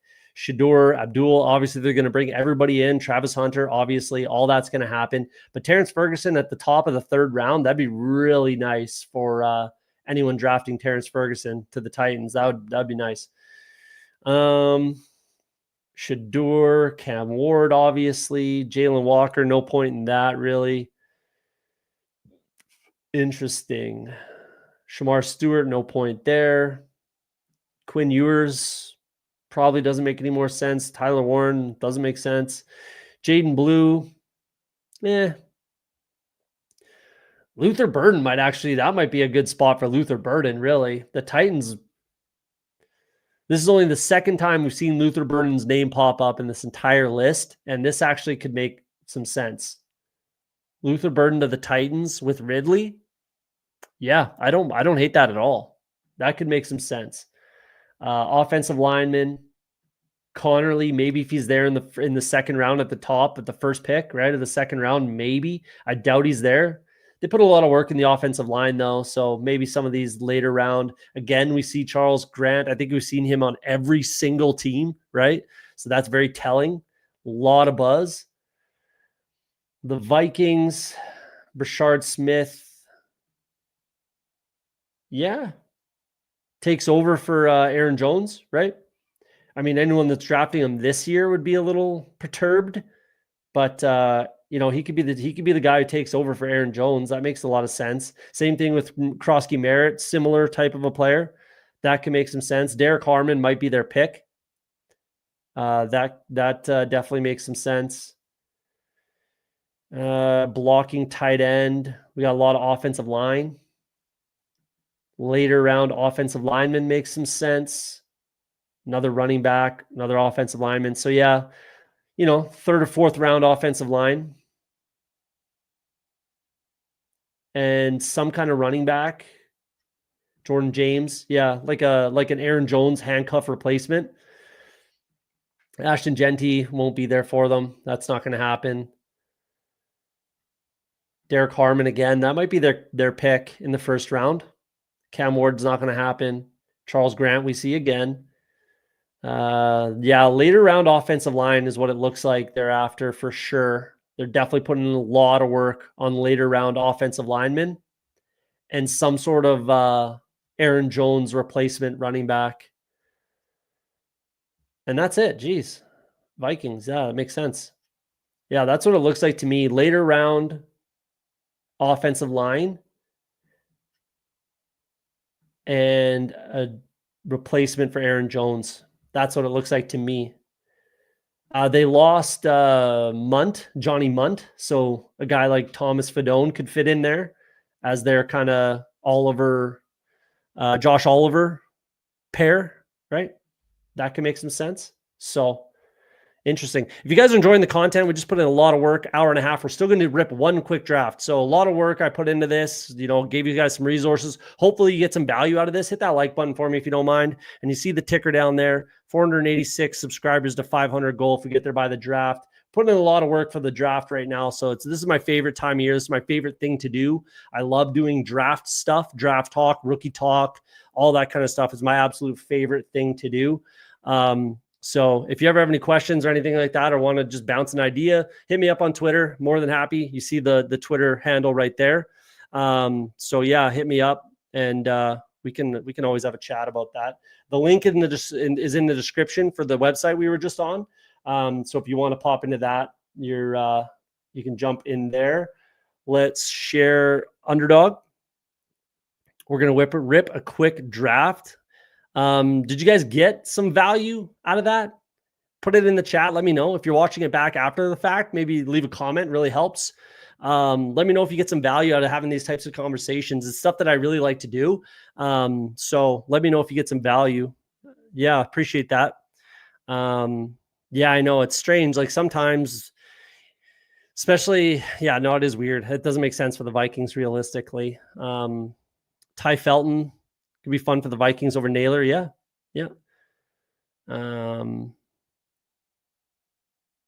I don't disagree with this.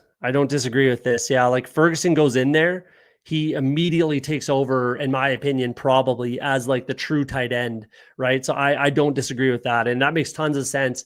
early third, maybe they trade up. They don't have a third round pick, I don't think, the Titans. So it might be a fourth round pick. Maybe they trade up to get him. If they trade up into the third to get Terrence Ferguson, that's very telling for me. So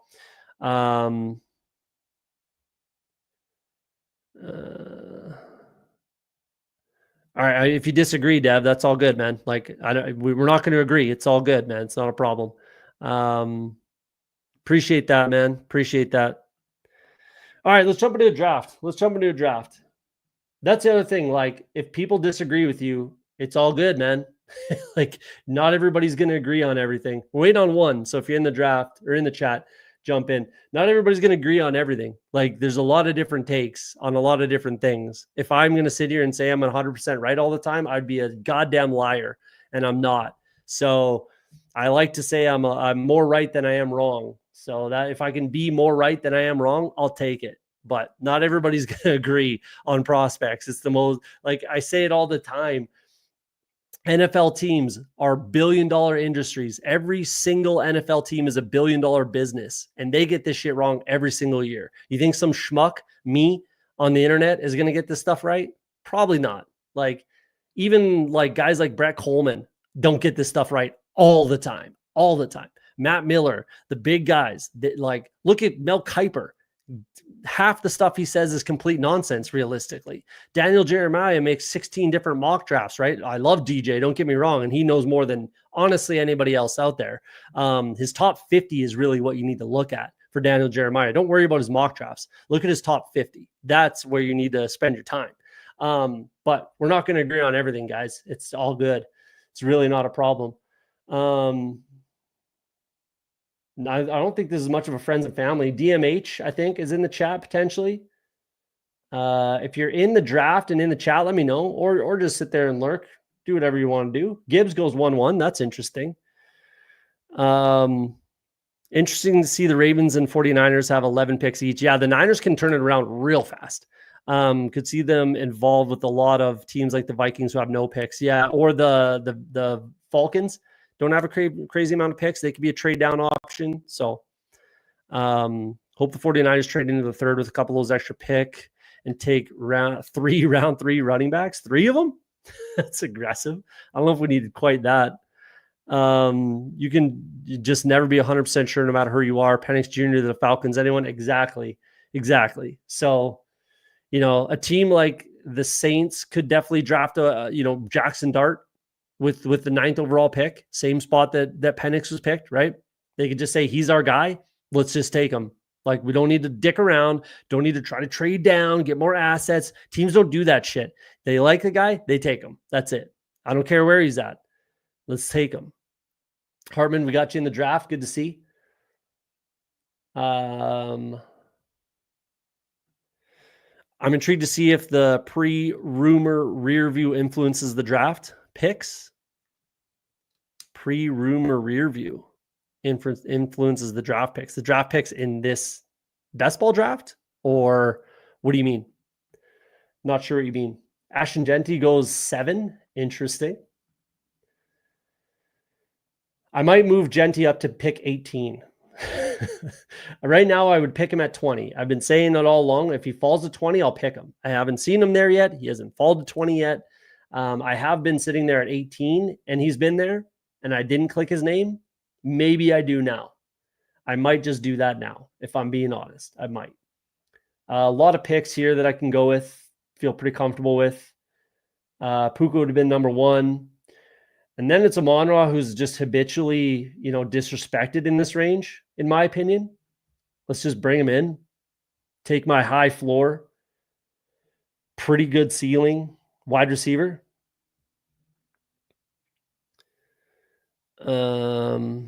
Yes, in this best ball draft. You just did a throw rundown of the latest happenings. Wonder if that influences where you do here in rookies. Yeah, I mean, it does. It definitely does. Like, again, with the Ashton Genty thing, I'm going to move him up a couple spots. I might actually get some shares if he falls to pick 18 or something like that. I might actually pick Ashton Genty. I'm 0% right now, but now that I'm digging into it and really looking into my mock draft, the Raiders are very, very, very, very likely to take him at 6. So, Yeah, that'll influence a little bit. Realistically, like I take a guy like Terrence Ferguson. I have drafted him. I will continue to draft him. I'm 20% plus on Kyle Williams. I'm high on Tez Johnson, higher than most. So yeah, I definitely use these things, this exercise to influence my drafting because I always draft like I'm right. I'm not afraid to have 0% Ashton Genty. I'm not afraid to have 2% AJ Brown. Like I'm not afraid to have low exposures or high exposures. I'm not at all. Like I believe in my process and I'm gonna stand by it. So if people disagree, like Dark Side Dev, if you disagree with me, I really don't care. Like I'm spending my money to do these drafts, so I really don't care. You're not going to change my mind. Like we can disagree. It's okay. It's really not a big deal if we disagree. So I'm gonna go with T. Higgins here. No, I just can't not take Drake London. I can't not take him. I have too much of Drake London with Amon-Ra, but I really don't care. I can't not take him at this point in the draft. But yeah, you don't need to disagree. You're not going to influence me. I'm not going to get bullied. I'm not going to get shamed to falling in line with consensus. It's not going to happen. We talk about it all the time on this channel, right? So yeah, I do draft. I do use this exercise to affect and put it into a lens of my drafting. And I'm not going to apologize for it. So it is what it is. You can absolutely disagree with me. Please do, because I'm not going to be right 100% of the time. Please don't disagree with everything I say. Please, because then you'll come back and blame me for whatever bad happens. Perennially successful teams do trade down a lot. Stable franchises tend to be able to look over long-term horizons and value picks more. I mean, yeah, like what do those teams have in common? What do all four of those teams have in common? Makes it a lot easier when you're drafting, when you have that one thing in common. And I'm sure you know what I'm getting at. Auburn State bound, Brett O-line, Nico O-line. I mean, the Texans O-line is better than you think. Go check it out. They threw a lot at it. They just let's take a look here. I'll pull it up for you. They obviously brought in Cam Robinson to replace Laramie Tunsil. Relatively straight across, if I'm being honest. They still had second round from last year, Blake Fisher, Juice Scruggs, who was a second round pick 2 years ago. Titus Howard was a first round pick 5 years ago. Laken Tomlinson comes in, who's played a lot in this league. Ed Ingram's played a lot in this league. Trent Brown played a lot in this league, right? They threw a lot at this offensive line. So I think they can at least be a wash from last year personally. With the Texans, I do think they address it, but not early in the draft. And I'm not disagreeing, though. The Detroit Lions have a better offensive line than the Texans, that's for sure. I just don't think it's as bad as some people think. That's kind of my take on it.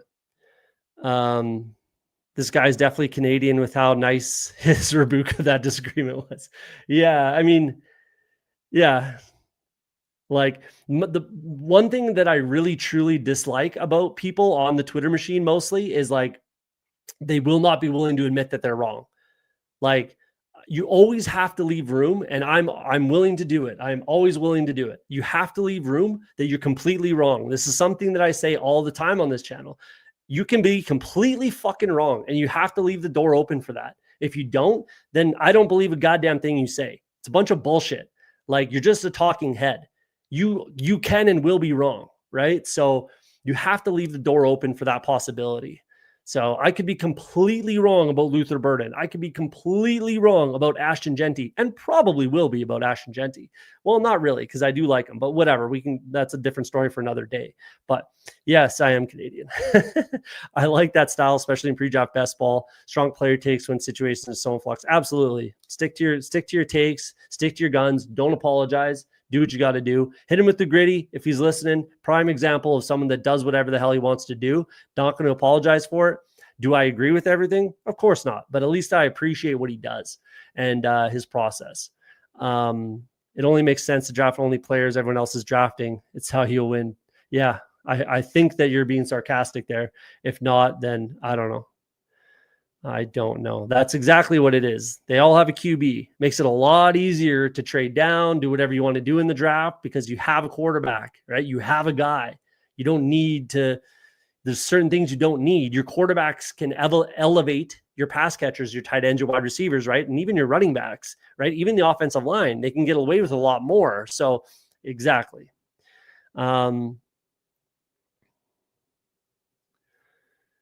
Thanks, Hugh Hames. Appreciate that.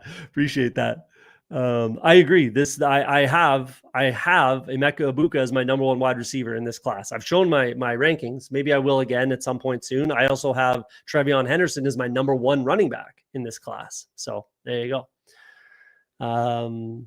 Head to head, yeah. We should do one-on-one draftings or draft rooms. That'd be hilarious. Back to the draft. Where are we? What do we want to do? Pick 34. Could go elite quarterback, I suppose. I don't know if I want to go down that road. We got NFC. I'm going to bring in Devontae Adams because he's rising and I want to get some more exposure to him. Actually, let's do Mike Evans. Pair him up with Drake London. Let's do that first. I need to make sure I get enough Mike Evans. I've been saying that a lot, and I need to purposefully pick Mike Evans whenever I can. Ibuka just feels like it's more limited upside, but a safer floor based on play style. Definitely. He can do anything. Like, he can do anything and everything, and he can fit in any lineup and any team. He can do anything with any NFL team, and he can very easily pick up the offense. So I just think he's the safest pick by quite a lot. I also have Trey Harris as my wide receiver 2. I think I have Jack Besh as my wide receiver 3. Now, all of this is because Travis Hunter isn't like a dead set wide receiver. At least I don't know. I might have to change that a little bit. We'll see. I do think that he is the number one wide receiver in this class if he's just playing wide receiver. But again, another story for another day. Yeah, 100%, especially his pass blocking, right? At the top, I'll say this, at the top of the running back class. So Hampton, Henderson, Genty, right? All of those guys, Caleb Johnson. Trevion Henderson's the number one pass blocker at the top of the running back class. LaQuint Allen's the number one in the entire running back class.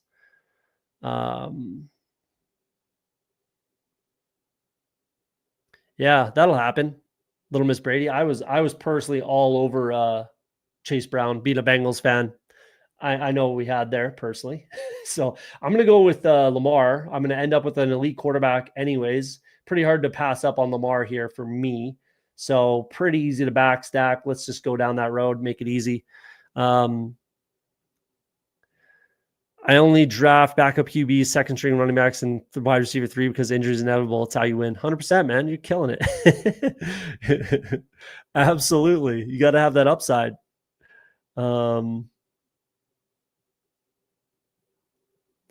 I think it was only a matter of time regardless. Like, that's kind of how I expected it to go anyways with the Bengals running backs. Like, I just expected eventually for Chase Brown to take over, just force himself into the lineup. That's why I was taking him regardless. I didn't care about Zach Moss. I probably had like 2-1 as far as shares. I probably had 2 Chase Browns for every 1 Zach Moss, maybe even a little more on Chase Brown. I was very, very, very high on Chase Brown. I thought regardless, he would end up taking over. Plus, I knew that the defense was a gigantic piece of shit. So they were going to have to be scoring a lot of points, coming back in a lot of games, and that's where Chase Brown was going to be involved anyways. So that was my thesis when it came to Chase Brown last year and the Bengals. I think it's probably a similar story this year. It's just I can't particularly stomach Chase Brown's price this year. It's a little aggressive, especially because I do definitely think that they bring in a running back. It's just a matter of who and what type.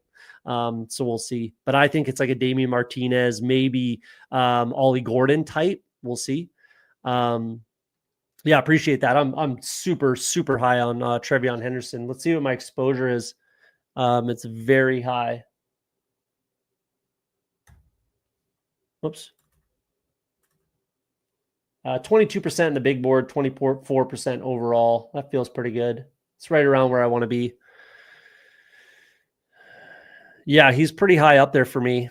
He's pretty high up there for me, for sure. I don't know. Who else would be higher at this point? Jarquez. I'm a big Jarquez guy. So my channel and me as an I don't want to call myself an analyst because I'm definitely not, but as a talking head on the interweb, I guess, my own little fantasy show over here. Jarquez is one of my guys. Kyle Williams is one of my guys. Bayshal Tootin is one of my guys. Jack Besh is one of my guys for sure. I'm almost 30% Jack Besh. So yeah, those are definitely my guys. I drafted Raheem Sanders at pick number 1. They kicked me out of a draft. I don't know why. All right, man. Directionally accurate. I'm not sure if my wife will understand that. Yeah, no doubt. That's a tough conversation when you're talking P&L with the old lady. I'm not worried about Pirine in this or Moss anymore. I'm not worried about Moss or Pirine when it comes to Chase Brown. I'm more concerned with whatever rookie they end up drafting, especially again if it's like Damien Martinez, that's who I want. As a Bengals fan, I want Damien Martinez. I think that's what makes the most sense. I think they need a big body guy, kind of a goal line back. That's what they need, in my opinion, and that's what I'm hoping they draft. But it's also a concern when it comes to Chase Brown's value, at least just in kind of my opinion. Yeah, I don't think they are. Yeah, I agree with this. I'm not concerned about those two personally. I'm not drafting Chubb at all. I don't think Chubb might not even get picked up at all. I'm 0% Chubb, and I won't be drafting him at all. I was 0% last year as well. I'm not drafting Chubb, and I certainly hope he doesn't come to my Bengals personally. Gibbs didn't take 2 years.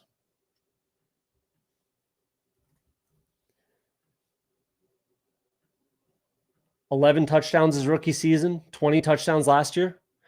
He didn't he hit as a rookie. That's really, really, really nice rookie season for Gibbs. So if Henderson is Gibbs, sign me up.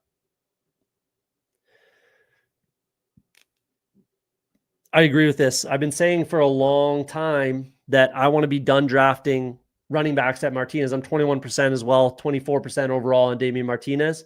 That's where I want to be finished drafting running backs, is at Damien Martinez. That's who I want to be my 6th or 5th and final running back, is Damien Martinez. So I definitely agree with that.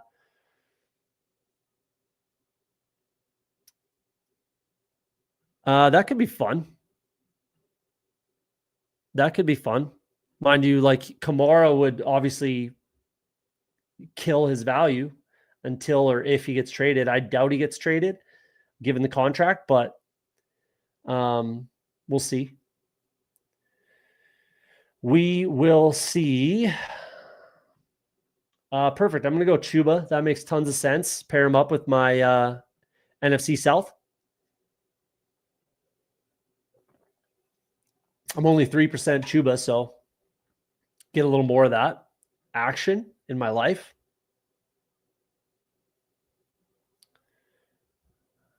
Doors wide open to do a lot of different things here. Actually, this is kind of a fun draft, fun room. He's my anchor in a lot of builds. Trevion. I hope you're not talking about Damien Martinez still. How do I feel about RJ Harvey? I've been all in on him. I don't mind RJ Harvey. Former quarterback, can do a lot of different things. I don't mind him. What were my notes? What were my notes on RJ Harvey? Let's see. Let's see what the notes were. Oops. The notes were, I got windows popping up everywhere over here, and I'm almost on the clock. Okay. My notes on RJ Harvey were running quarterback in high school, torn ACL in 2021, offers wildcat options for a creative offensive coordinator, ton of juice, versatile back, might work best with 10 to 12 touches, which I do still agree with for sure. He was an honor student, which is good to know. And I said, ball of energy. I comped him to Tajay Spears, and I think a good fit for him would be the Miami Dolphins. That's what I said about RJ Harvey. I still agree with a lot of that. Like 8 to 12 touches, I think is perfect for him. And the Tajay Spears comp, I like that too. So I don't mind him. I think I'm only like 10% because I like, 9%. Because I like DJ Giddens just a lot more. I think he can keep himself on the field more and for longer and for more situations. So I'm taking Giddens over him. But if he goes, then I'll take RJ Harvey for sure. I'm gonna go Alvin Kamara. I'm only 4%. I want to get up to about 6. And it fits with this whole NFC South thing that I'm doing here. So let's go down that road. I think that makes a lot of sense. I really don't mind that. Yeah, so that's how I feel about RJ Harvey. I don't mind him, but he's a little undersized. Again, the Dolphins I think would make a lot of sense as far as doing some Wildcat stuff, and with Mike McDaniel there, I think it can make some sense. I saw a Henderson comp to Aaron Jones, and it really stuck. I don't mind that. I think it was the underdog guys, but Trevion is going to have a fun year. Yeah, Trevion's just. I think he's like this whole Ohio State offense could just fit pretty much anywhere. Like Will Howard, I think fits with a lot of teams. He's that prototypical type quarterback, 6'5", 240, maybe 230. We'll call him 6'4", 230. Will Howard can run the ball a little bit. Has a good arm, good accuracy, winner, won a national championship, right? Like I think Will Howard could fit with a lot of NFL teams, a lot more than he gets credit for right now. I think it's perfectly viable he goes in the first round. I really do. I think the Steelers might take him, if not top end of the second. And I think he could, have some value as a starter at some point.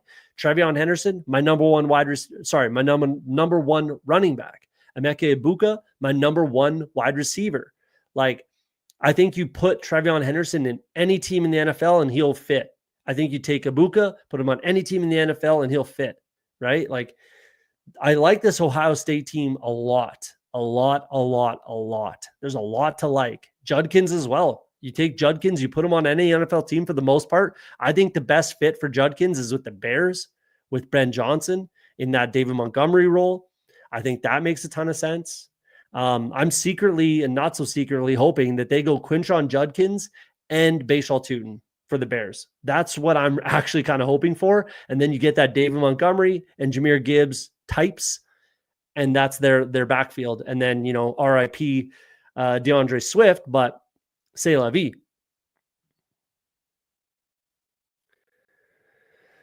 I mean, if I need to get shares of Kenny Pickett, I'll do it in the summer. I'm not doing it in the big board. I'm not taking any of these cheap wide receiver quarterbacks. I'm not drafting. I'm 0% all of the rookie quarterbacks. I'm not changing that. I'm not drafting Shadur. I'm not drafting Cam Ward. I'm not drafting any of them. If I need to get caught up on Kenny Pickett because he looks like he's going to have a shot to start with the Browns, I'll catch up in the summer. I'm really not too worried about it. I exceptionally, extremely, highly doubt that Kenny Pickett's going to be what you need to win any tournament in best ball. And if I'm wrong about that, then I don't know. We'll see. I highly doubt that that's going to be the case. I'm not too worried about it. Harvey could be fun with Chargers. Nice compliment to Najee. Yep. I just don't think the Chargers do. They don't really do that. Like, look at the Ravens in past years with Harbaugh and Roman. Did they ever particularly have like a pass catching back that came out or came in? Like, no.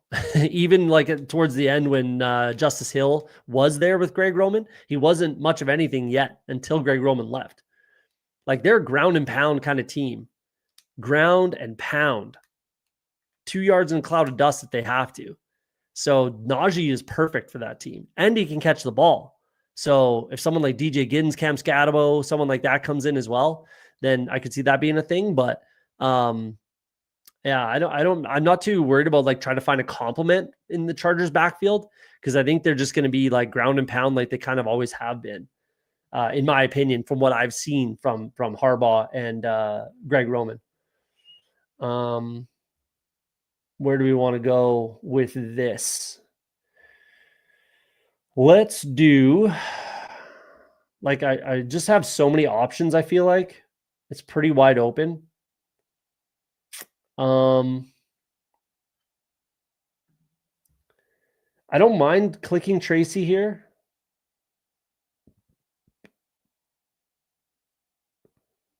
But I don't know if I will. I don't think I will. I'm going to actually take Khalil Shakir. Am I?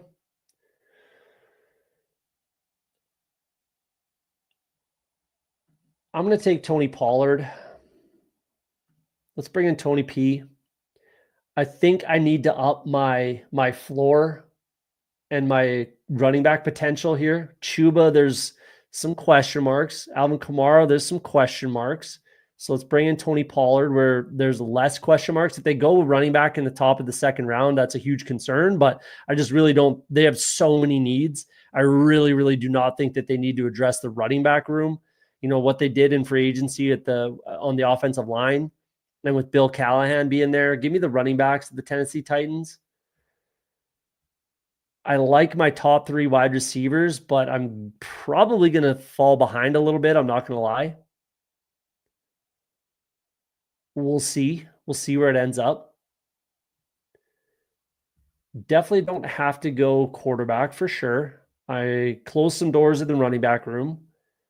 There's not really much for wide receiver here.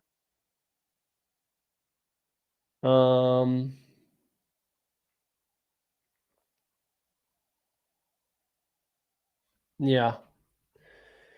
So let's just do Travis Hunter here.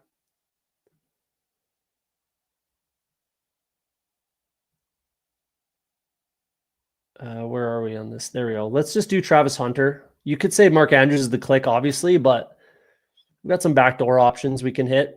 So let's bring in Travis Hunter. I think it makes a lot of sense with this build. I go 3 straight wide receivers, get off it for another 4 picks, and then come back with a high upside rookie. I think that makes a lot of sense personally. Where'd we go? Where are we? Crazy Kittle value 70. Damn, that's nice. I'm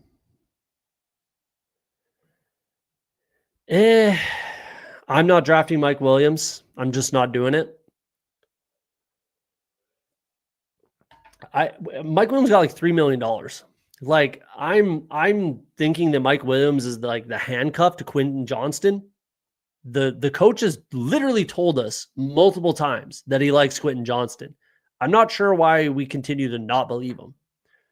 So I don't mind Quentin Johnston. I'm not drafting Mike Williams personally. We know Ladd McConkey's the number 1 in a run-first offense, which we know the Chargers are, we know they run. I don't think Vidal has a ton of value realistically, and I don't think Mike Williams does either personally. That's my take on it. But again, like the offense told us that they like Quentin Johnston and they obviously like Ladd McConkey. They only gave Mike Williams $3 million. And if Kamani Vidal was going to have a role, he would have had more of a role last year. There was a ton of opportunity with J.K. Dobbins getting hurt, and he really didn't do much with it. So I don't love these 2 players personally. My take on Anthony Richardson, I think that's who they want to win the job. They want Anthony Richardson to win the starting quarterback role with the Colts. Now, is that going to happen? I don't know. It remains to be seen. I had been drafting him before the Daniel Jones signing. Since Daniel Jones signed there, I might have drafted him once. I still think that there's some like definitely some possibility that he plays regardless. And again, that's, in my opinion, that's who they want to win the job. Daniel Jones got backup money. He got $14 million, which is, if you win the job and you're our guy, wonderful. If you don't, we don't really give a shit. Like it's $14 million. It's whatever. And you're our backup. So I think they want him to win the role. That's a lot easier said than done kind of thing. So we'll see where it lands with Anthony Richardson, but that's my take, is that they want him to be the starting quarterback for their franchise. It's what they drafted him to be, and they don't particularly want to be wrong. So they're going to give him every opportunity, I think. But if Daniel Jones just comes in there and wins that job, it is what it is. Guessing rookie landing spots is not for me. Well, hopefully this show might have helped out a little bit, give you a little process that maybe, take a look at and see if there's some connections. Maybe it makes some sense. You might be able to find some landing spots.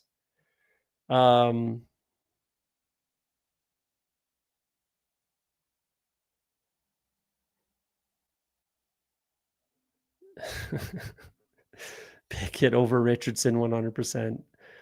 Interesting. Yeah, I don't mind this. I had a lot of Richardson in 3 quarterback builds as well. He was my 3rd quarterback starting, like, basically again until they signed Daniel Jones. He was where I wanted to be done drafting quarterbacks. So same thing like I said about Damian Martinez with Anthony Richardson. When I had to, like, I like that example, Caleb, Trevor Lawrence, and Anthony Richardson makes tons of sense. That's what I would do as well. But since they signed Daniel Jones, I've come off that a little bit, and I'm probably not going to be clicking them too much. Unless I just won't be for the rest of this cycle. We'll see what happens over the summer and through BBM season.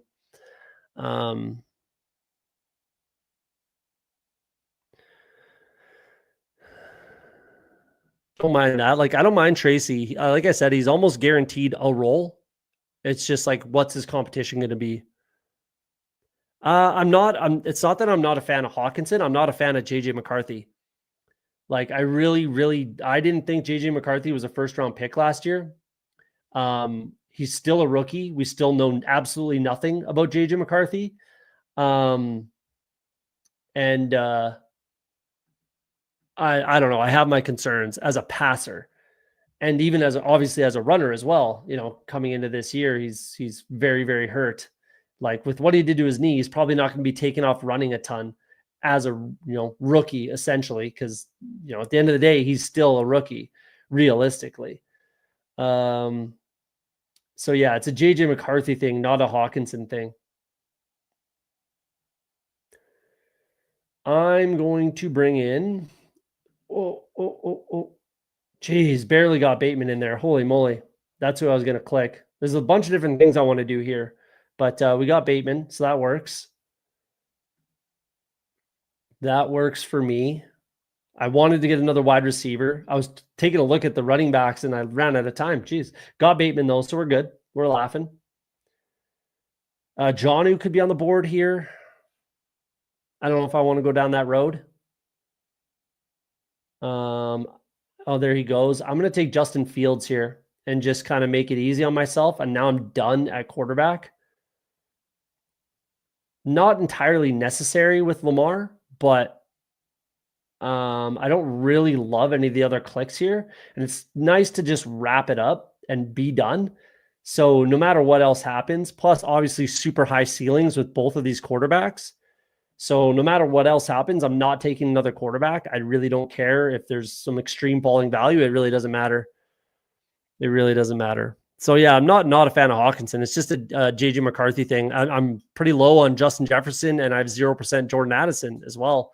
I just don't like. I like Kevin O'Connell, of course. Don't get me wrong, but I don't like JJ McCarthy as a passer. That's for sure, regardless of the system he's in. And I think with everything they did in free agency and with trading for Jordan Mason, they've basically told us we want to run the ball a heck of a lot more. We want to get much better at it, and we want to do it more. So that's my concern with all of the pass catchers and the quarterback when it comes to the Minnesota Vikings. Yeah, I'm not a big Golden guy. I didn't love the tape, and the stat profile is not overwhelming at all. So I'm not a big Golden guy personally. I don't think they do. I really highly doubt that they take a wide receiver in the 1st round. Not off the table, not out of the question, but I would be pretty surprised. I wouldn't be like blown away shocked, but I would be pretty surprised if they took a wide receiver in the 1st round. Yeah, I'd be surprised. I don't mind doing. I'm okay personally with doing the like both in this contest in the big board, and it only works with certain quarterbacks. My opinion. People will disagree with me. I talked about this with Emo Cowboy, and he wouldn't do it. He disagrees with me, but I would still do it if it makes sense. Where let's say you get like Neighbors, right, and then you bring in Lamar Jackson. It fits in the draft spot. I'm okay with bringing in both Jameis Winston and Russell Wilson, or Daniel Jones and Anthony Richardson. I don't mind doing that. I think it's actually pretty viable. I really do. But you have to have an elite quarterback. You have to have a Josh Allen. You have to have a Lamar Jackson. You have to have a Joe Burrow, something like that, in order to make it work. So I do that sometimes, and yeah, we'll see about that. If you're right, then you're going to win all the money, man. So good luck to you.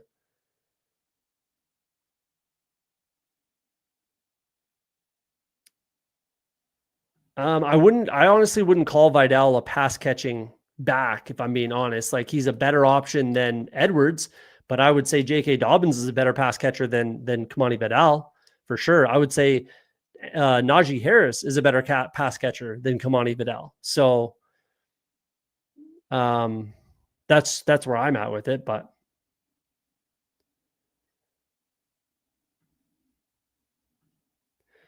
yeah, McCarthy. I'm not a McCarthy guy personally.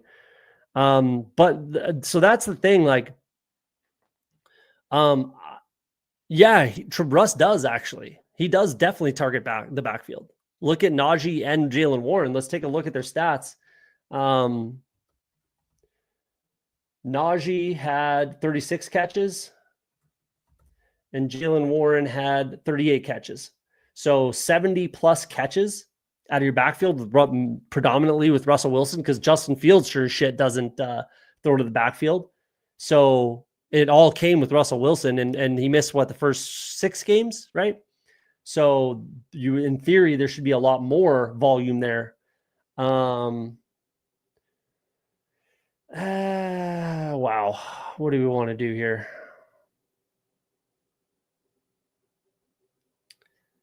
I am going to take Jordan Mason because I want to get more of him. It's between Mason and Bashal Tootin here. So let's get Jordan Mason. Pairs up with Amon-Ra. I like that. I like this room a heck of a lot more now. That's comforting.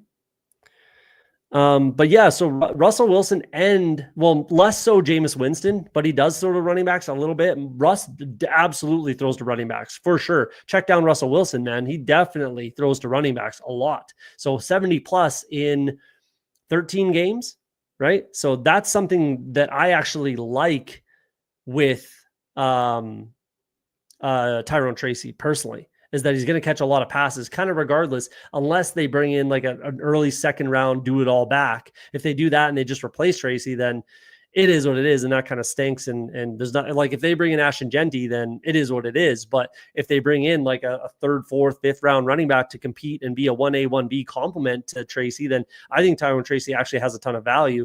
It's just a matter of, like, you know, how that shakes out as far as them, who they draft, right? I'm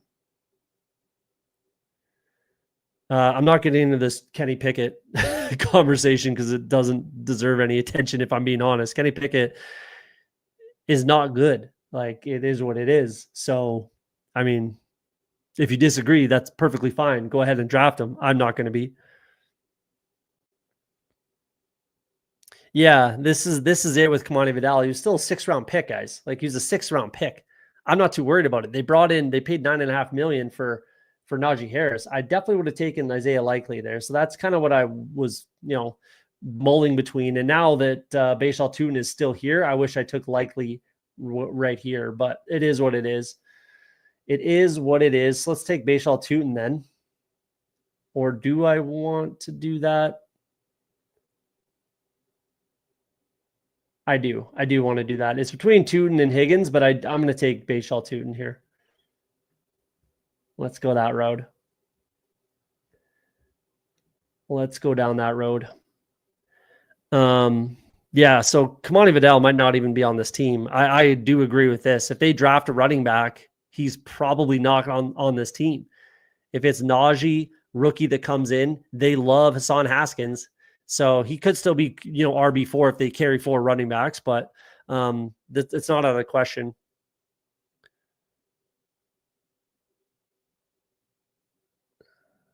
Yeah. Yeah. Like, it's viable in certain builds. I'd have to look into that. I'm not going to disagree with you, but I'd have to look into that.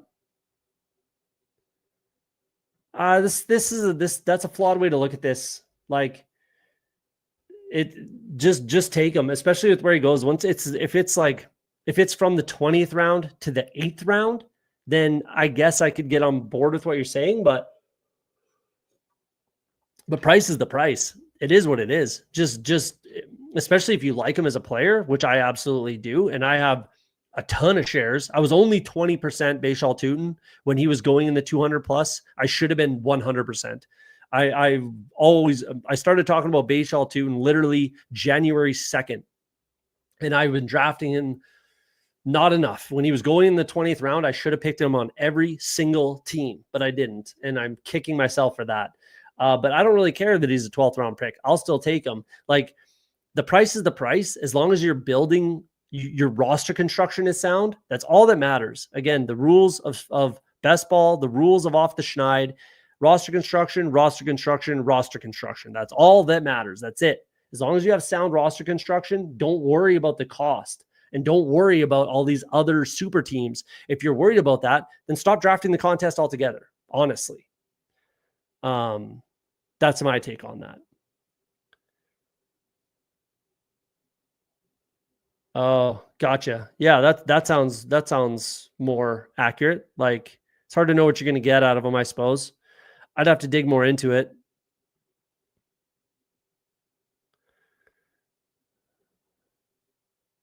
Yeah, I wish I had 100% Bayshal Tootin, but it doesn't change that. It doesn't change. Like, again, if you're worried about that, then stop drafting altogether in the contest. Just stop drafting, saying the winning team has already been drafted, and just stop drafting. If that's your thesis and your thought process, and that's what you're like, you just won't take him. It doesn't make sense. Like, if he's still the guy you need, then it doesn't matter where he goes. You know what I mean? Like, it really doesn't. So if he goes to the Bears, if he goes to the Raiders, stuff like that, then I don't mind this.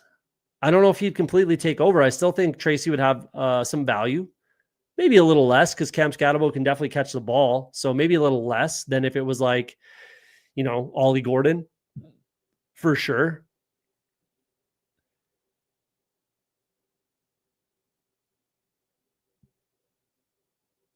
Yeah, this is a Russell Wilson take. I take it. So I think there's value for Tyrone Tracy if he gets like the nut outcome.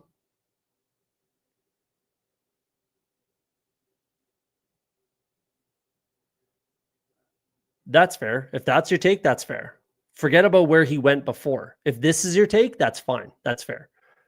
But if your take is that, like, the team's already been drafted and I can't take him because he now goes here. Like, if you just think it's too pricey, that's totally fine.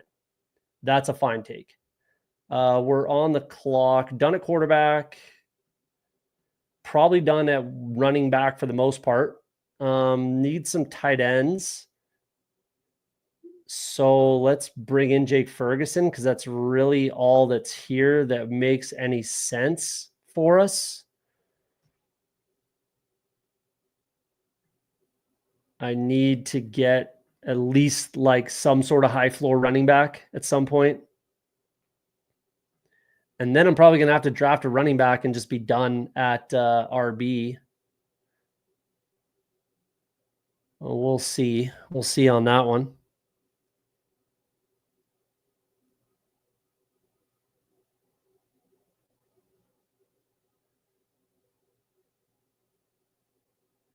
I mean, I don't know what you want me to say to this. Like, yeah, like that.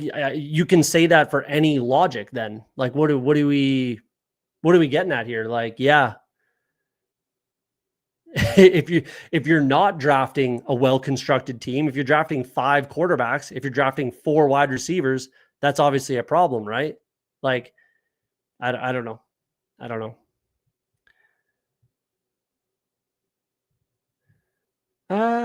Yeah, may or may not be moving up boards. Like, we don't know what NFL teams are doing. We really don't, honestly. I keep seeing 0 wide receiver teams on this channel in general. What do you mean?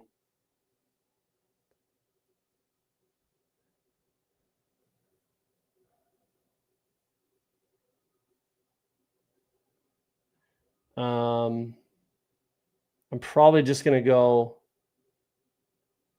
wide receiver here. And I actually like Josh Palmer more than most.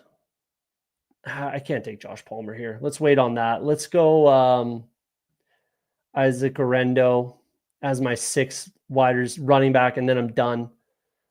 I'm done at running back. I want a little more of Garendo, keep it in the NFC.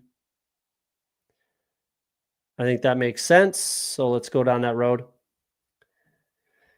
I mean, again, we can disagree and it's okay. Like I that's fine.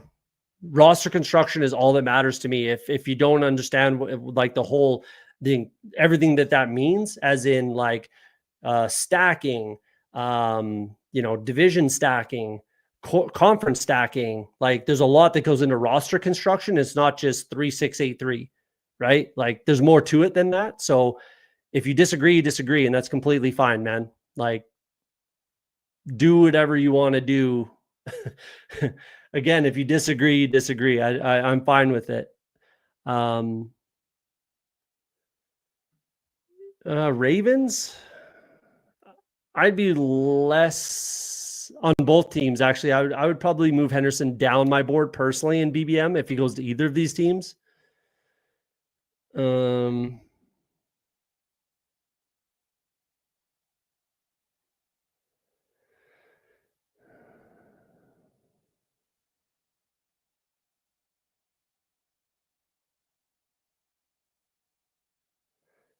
Yeah, don't mind this.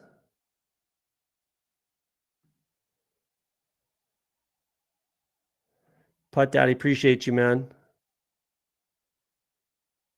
Nice. Sounds like a good weekend. Sounds like a good weekend, man. Appreciate you coming in. I mean, yeah, I agree. Like, but what else can we use but logic? Like, what else can we use to draft these teams but logic, right? Like, it's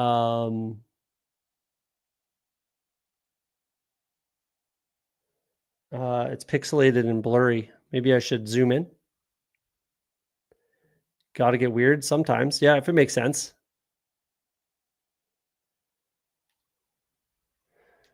Does it help if I zoom in?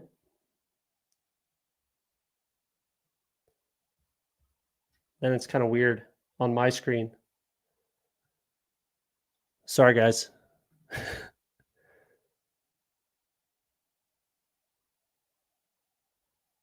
Yeah.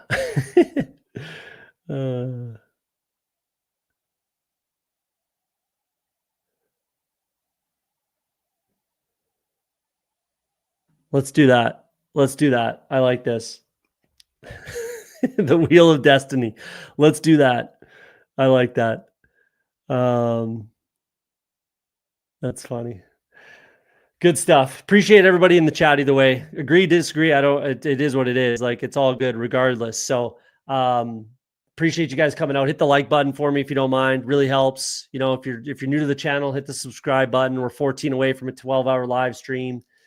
I'm sure we'll have all the guys, all the friends and family on the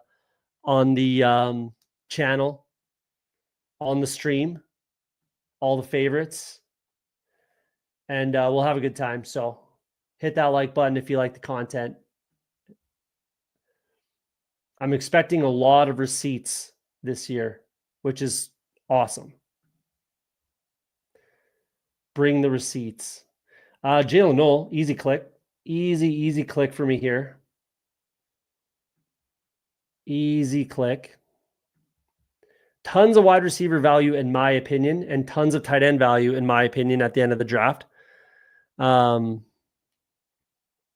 So 11 away. Nice. We're getting there. Appreciate you guys. This is actually not crazy at all. I think that's very, very on the table. That's very on the table. The landing spot I'm hoping for is the Raiders, actually, in the second round, is the one I'm really hoping for. The Chip Kelly connection, obviously. Obviously, they would have to pass on Genty in the first, which is not crazy. I do think that it's very, very live and very on the table that they do take Genty. But if they pass on him, the connection with Ohio State, with Chip Kelly, they need a running back. The Raiders would be the nut landing spot for pretty much any running back. But that's where I'm really hoping, obviously, Trevion Henderson lands. If he goes to the Chiefs, I'd be very happy with that. Very, very happy with that. It's either Ertz or Gesicki. And let's go with Gesicki because we have Lamar Jackson. I mean, Ertz is the NFC side, but let's try to pair it up with obviously Ertz's age is a concern too. So let's try to pair it up with our Lamar Jackson. I have one more tight end in mind, and he will not be drafted, so I can wait on him.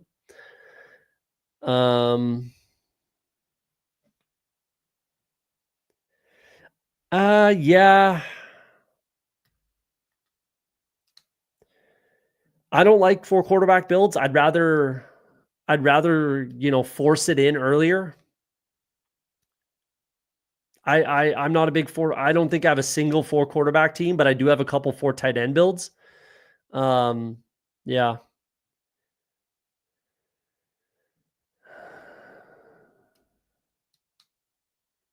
I go Abdul Carter, and it's not even close to being close for me personally. We'll see what they end up doing. As far as the second overall pick, as far as needing a quarterback, whatever. It's not even close for me at all. I take Abdul Carter. I honestly, I don't think Shedeur Sanders is worthy of a first round pick. I really, really don't. And I don't not like Shedeur Sanders. He is my quarterback too, I believe. Let me just check that. He's my quarterback 3, actually. I have Will Howard as my quarterback 2. But I have Shedeur as my 3. I think that he just he cannot start year 1. If Shedeur Sanders starts as a rookie, he's going to get destroyed out there. It is going to be bad. So I don't think he's even close to being worth the second overall pick. I drafted Abdul Carter 100%, and we'll see. We will see. I'm not an Ayumanar guy, and he's from about an hour and a half away from me. So I should as a Canadian, but I just can't get behind him. Like, there's a couple things around it. Like, I didn't love the tape. I think number one, he relies on just being bigger, stronger than his counterpart. He's not going to be able to get away with that stuff in the NFL, in my opinion. He's a massive injury red flag. And when's the last time there was a good wide receiver out of Stanford? Name me the last one. And if you can, I'll give you a hero cookie. The last, high quality, high caliber, long career wide receiver that came out of the Stanford Cardinal football program. I'll give you a hint. His son went there a little more recently.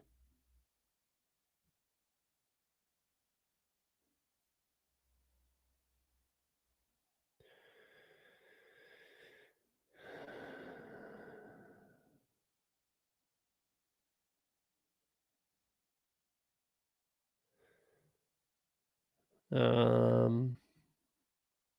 lot of chatter. A lot of chatter.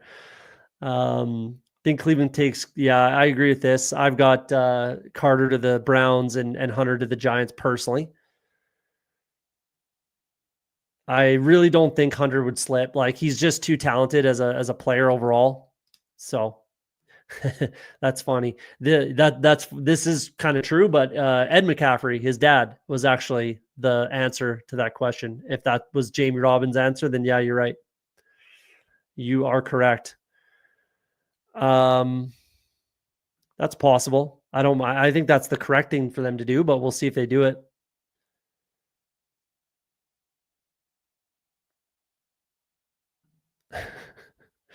Yeah, it's Ed McCaffrey is the answer. Yeah, man, we're wrapping up. There's only a couple more picks. It took a long time to go through all the visit stuff. Took longer than I thought. I was hoping to be done that within an hour. Took about an hour and a half. We're on the clock. We're taking a wide receiver, and that's that. We'll just take my guy Kyle Williams. If he's going to be there, I'm going to take him, and it fits. I need a rookie. I like a rookie. Makes tons of sense. Let's do that. I have one more tight end that I am going to take, but he won't get drafted, so he can be my final pick. Not too concerned about anyone taking him, and if you do, be my guest. Good luck figuring out who it is. I don't. There's just so many options down here. So yeah, we're still live for a bit. We're wrapping it up. Appreciate that. Hit that like button, guys. Hit the subscribe button if you're new, all the stuff. Appreciate that. Share with your friends if you like it. You know, share on your league pages in the sleeper machine. Yeah, just getting warm for it. Just practicing. Looking like Kyle Williams goes round 3. Is rumored to rise up draft boards. Definitely. Yeah, I mean, I've been in on Kyle Williams since the beginning of time. So no, not really. It was actually right around the combine. In all honesty, but after the combine, I was like, I'm taking him every single draft, and I did, and here we are. So I have been, and here we are. No, it's not. It's not. But that's a good guess. That's a very good guess. And it's not, but that's a good guess too. I do like the tight ends. I like Fant personally. I don't mind Barner either, but I do like Fant more. I'm going to go Diami Brown here. I don't have very much of him at all. And he is that spike week type of a guy. So let's do that. I've only got 1%. Let's get a little Diami Brown in our lives because I'm going to take 9 wide receivers. So let's do that. I'm fine with these 6 running backs. It honestly looks a little grosser than it is. If I'm being honest, I feel like this looks a little grosser than it should be. So, yeah. But I think it can work. So I'm going to stop there. I'm done at 2 quarterbacks. 1 more tight end, 1 more wide receiver, and we'll get ourselves out of here. Dynamic Brown. Yeah. StreamYard is who I use to stream. Pretty much everybody uses StreamYard. It's really good product. It's a really good product. I don't know how much it is off the top of my head. Yeah, it is. There is a free version that kind of stinks. And then there's, I think, 2 pay levels. So yeah, StreamYard's the way to go. I'm not clicking Conklin. I mean, maybe I would with the Herbert team if it made sense, but I'm not taking him naked personally.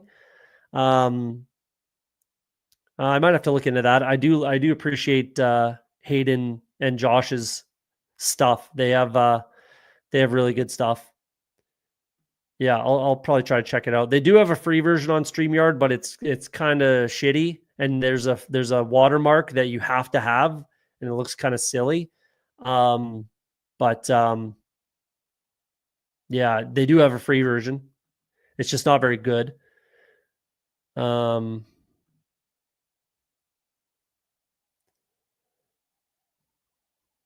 Yeah, I agree with this. Like, if it's with Herbert, I'll take him. But other than that, I'm not really clicking Ty Conklin personally.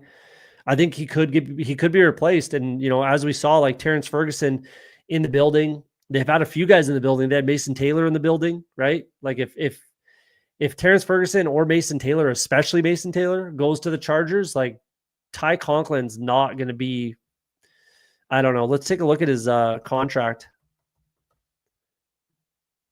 Just to see. I don't think it was very much because he was on the market for quite a while. 2.8 guaranteed. 1 year, 3 million, 2.8 guaranteed. I mean, that's a fair amount guaranteed. Like, he's obviously going to be on the team, no questions asked. But they don't owe him enough to force him in the lineup, right? Like, they could completely replace him with a rookie. Maybe he has a little more value early in the season, but as when it matters in week 17, 16, 15, 16, 17, maybe he's not playing a ton. So that should be a concern with Ty Conklin, I think. Yeah, it's a little dry and a little long. Yeah, I don't mind it. I'd rather I usually watch his he does an episode on ETR on YouTube, so I usually watch that and get the kind of the bullet points of the manifesto, if you will, is what I do. I do appreciate his work for sure. It's just a long read, but there you go. It is possible, but I'm not doing it. um, I think the reason the Chargers signed Conklin is they're expecting both Warren and Loveland to be off the board when they draft. Very possible. Very possible. Loveland might be there. He very much might be there.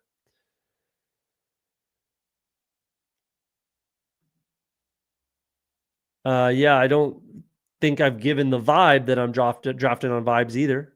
So I appreciate that. You're not ruffling feathers, man. It's all good. It's all good. Pretty hard to shake me. Yeah, I'll take a look at it. We'll do it quick because we've been on. It's almost pushing 3 hours here, so we'll do it quick and we'll get out of here. Yep, exactly, 100%. I agree with this. Yeah, it's just a lot, man. It's a long read. Like I just don't have it in me. um, Maybe. I don't know if that. I think they're happy with the two they have. Goddard may get moved. I think they're happy with Barner and Fant personally. Uh, we'll see. We'll see. I don't think the Seahawks just have too many needs outside of tight end for sure to go with Loveland. In my opinion, I just really don't think they would take a an early tight end personally. Lot of different options here.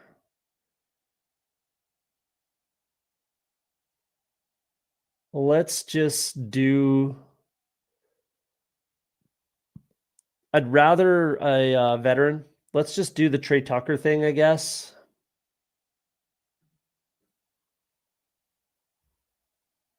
Yeah. Big play potential. I'd rather take that spike week, 1 week vacuum pick with my second last pick. All he's got to do is get a 40-yard touchdown, which he can do anytime he touches the ball to find his way into your lineup. So let's just do that. Same with Diami Brown. It's the same thing with both of these guys. I have my high floor and ceiling. Wide receivers at the top of my room. Travis Hunter, bit of an unknown, paired up with Bateman and my quarterback. And then, hopefully a steady slot guy. I like Kyle Williams a lot. And then just these two spike week guys at the bottom of the wide receiver room. I think that makes a lot of sense. So let's do that. I like the no Fant click. Don't mind it. With Darnold, I do that a lot myself. I don't mind that. With Marquez, I have a lot of this exact thing with Marquez, Valdez, Scantling, Noah Fant, and Darnold. I like to mix that in. The last round tight end is Jeremy Ruckert. He's the only tight end he's the only tight end with any value really on the Jets right now. He just got a little bit of positive coach speak. It's very possible that they go with tight end at 7. I think they need a right tackle more, and Membu is probably going to be that guy that's there for them. Pair him up with Justin Fields, who likes to throw to tight ends. College teammates with Ohio State, Justin Fields and Jeremy Ruckert. He was a former 3rd-round pick for the Jets. It's another guy similar to Conklin, right? So my last pick in the draft, very similar to Conklin. Either he rises after the draft or he goes undrafted. So there you go. That's kind of where I'm at with Ruckert, and I'll take him in a build like this where it makes sense. And I think the only time it does make sense is with Justin Fields. So there you go. There's my thesis on the Jeremy Ruckert click. I would be worried too. Meg likes him. He ran a ton of routes. He could be that Alec Pierce. Coincidentally, they went to the same college, Cincinnati. So he could be that Alec Pierce type where he ran a ton of routes, didn't get targeted a lot as a rookie, and then showed out a little bit in his second season. So I don't mind Trey Tucker. I'm not going to, to be honest, I'm probably a little higher than I'd like. I'd like to be at about 10%. I'm at like 13 right now. So should probably ease off on the Trey Tucker. Raiders have so many needs. Wide receiver probably doesn't get meaningful address. Trey Tucker looking good. Yeah, probably. I don't hate that take, at least not early for the Raiders. So I think he's okay.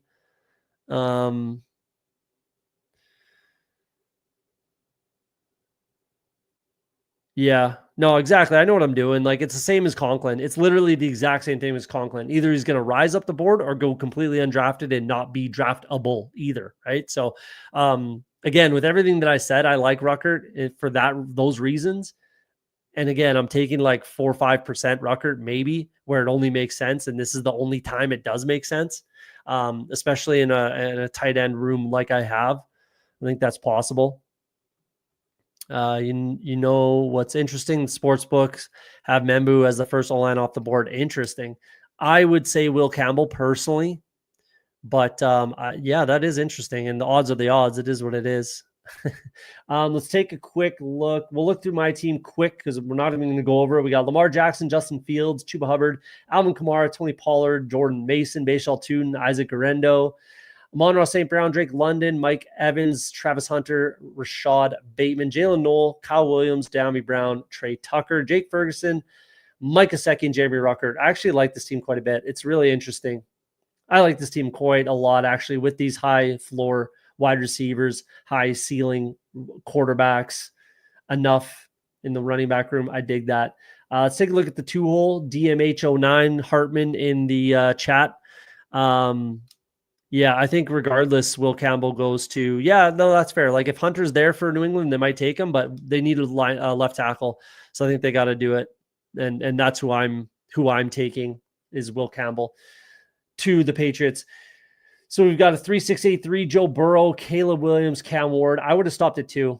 I wouldn't bring in Cam Ward here. I don't think it's particularly necessary. Joe Burrow and Caleb Williams, I think, is enough to stop at 2. And if you can, I always like to stop at 2 quarterbacks if you can get away with it. So I probably would have personally. Trey Henderson, I like. James Conner, Cam Scatabo, Devin Neal, DJ Giddens, and Braylon Allen. I like this running back room quite a bit. Makes a lot of sense. I dig it. Lots of rookies, but that's fine with Henderson being one of them. Yeah, I like that. Jamar Chase, T. Higgins, double stacked. I like that. DJ Moore and Kmet. I love it. That's another reason why I definitely would have stopped and not taken Cam Ward because you double stacked both of these quarterbacks. I wouldn't have taken Cam Ward at all. I think that's but let's see what you could have done different. Ridley, Coleman, Jack Besh, Yoshi Voss, and Horton. I like it. I mean, that works. I probably would have brought in another wide receiver already just because I have 2 Cincinnati Bengals. So I probably would have brought in another wide receiver instead of Cam Ward personally. Mark Andrews, Cole Kmet, and Chig Okonkwo. I like that. It's fine. It works. It definitely works. I'm fine with that. That's what I would have done. I would have taken another wide receiver instead of Cam Ward. I mean, you paired him up with Ridley and Okonkwo. I get it, but I just don't think it's entirely necessary. You could have still went Ridley. You could have went a different direction than Okonkwo, and then taken another wide receiver in this room. That's what I would have done personally. But I mean, you did double stack, on the Tennessee side as well. So I don't hate it. I don't mind it. Super well constructed. Nothing wrong with that. Definitely works.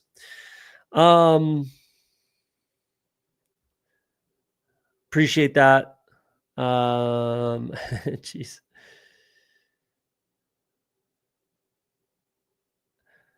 Ward Ridley. Yeah, I don't mind it. It's just I think it's a little bit unnecessary with the 3 quarterbacks. But we're going to get out of here. So if you guys don't mind, hit the like button on your way out. Hit the subscribe button if you're new to the channel. Appreciate all the chatter tonight. Hopefully you guys got a lot of value out of it. An almost 3-hour stream. Definitely practicing for the 12-hour live stream. We're almost there. Sounds like we're 11 away, which is amazing. Appreciate that. Leave a comment if you're watching it back after the fact. And like I always say on Off the Schneid, if you're afraid to be wrong, you'll never be right. Hopefully tonight we were right and we banked this tournament. We'll be back either tomorrow night or Tuesday for sure. So hit that notification bell as well. Have yourselves a great night.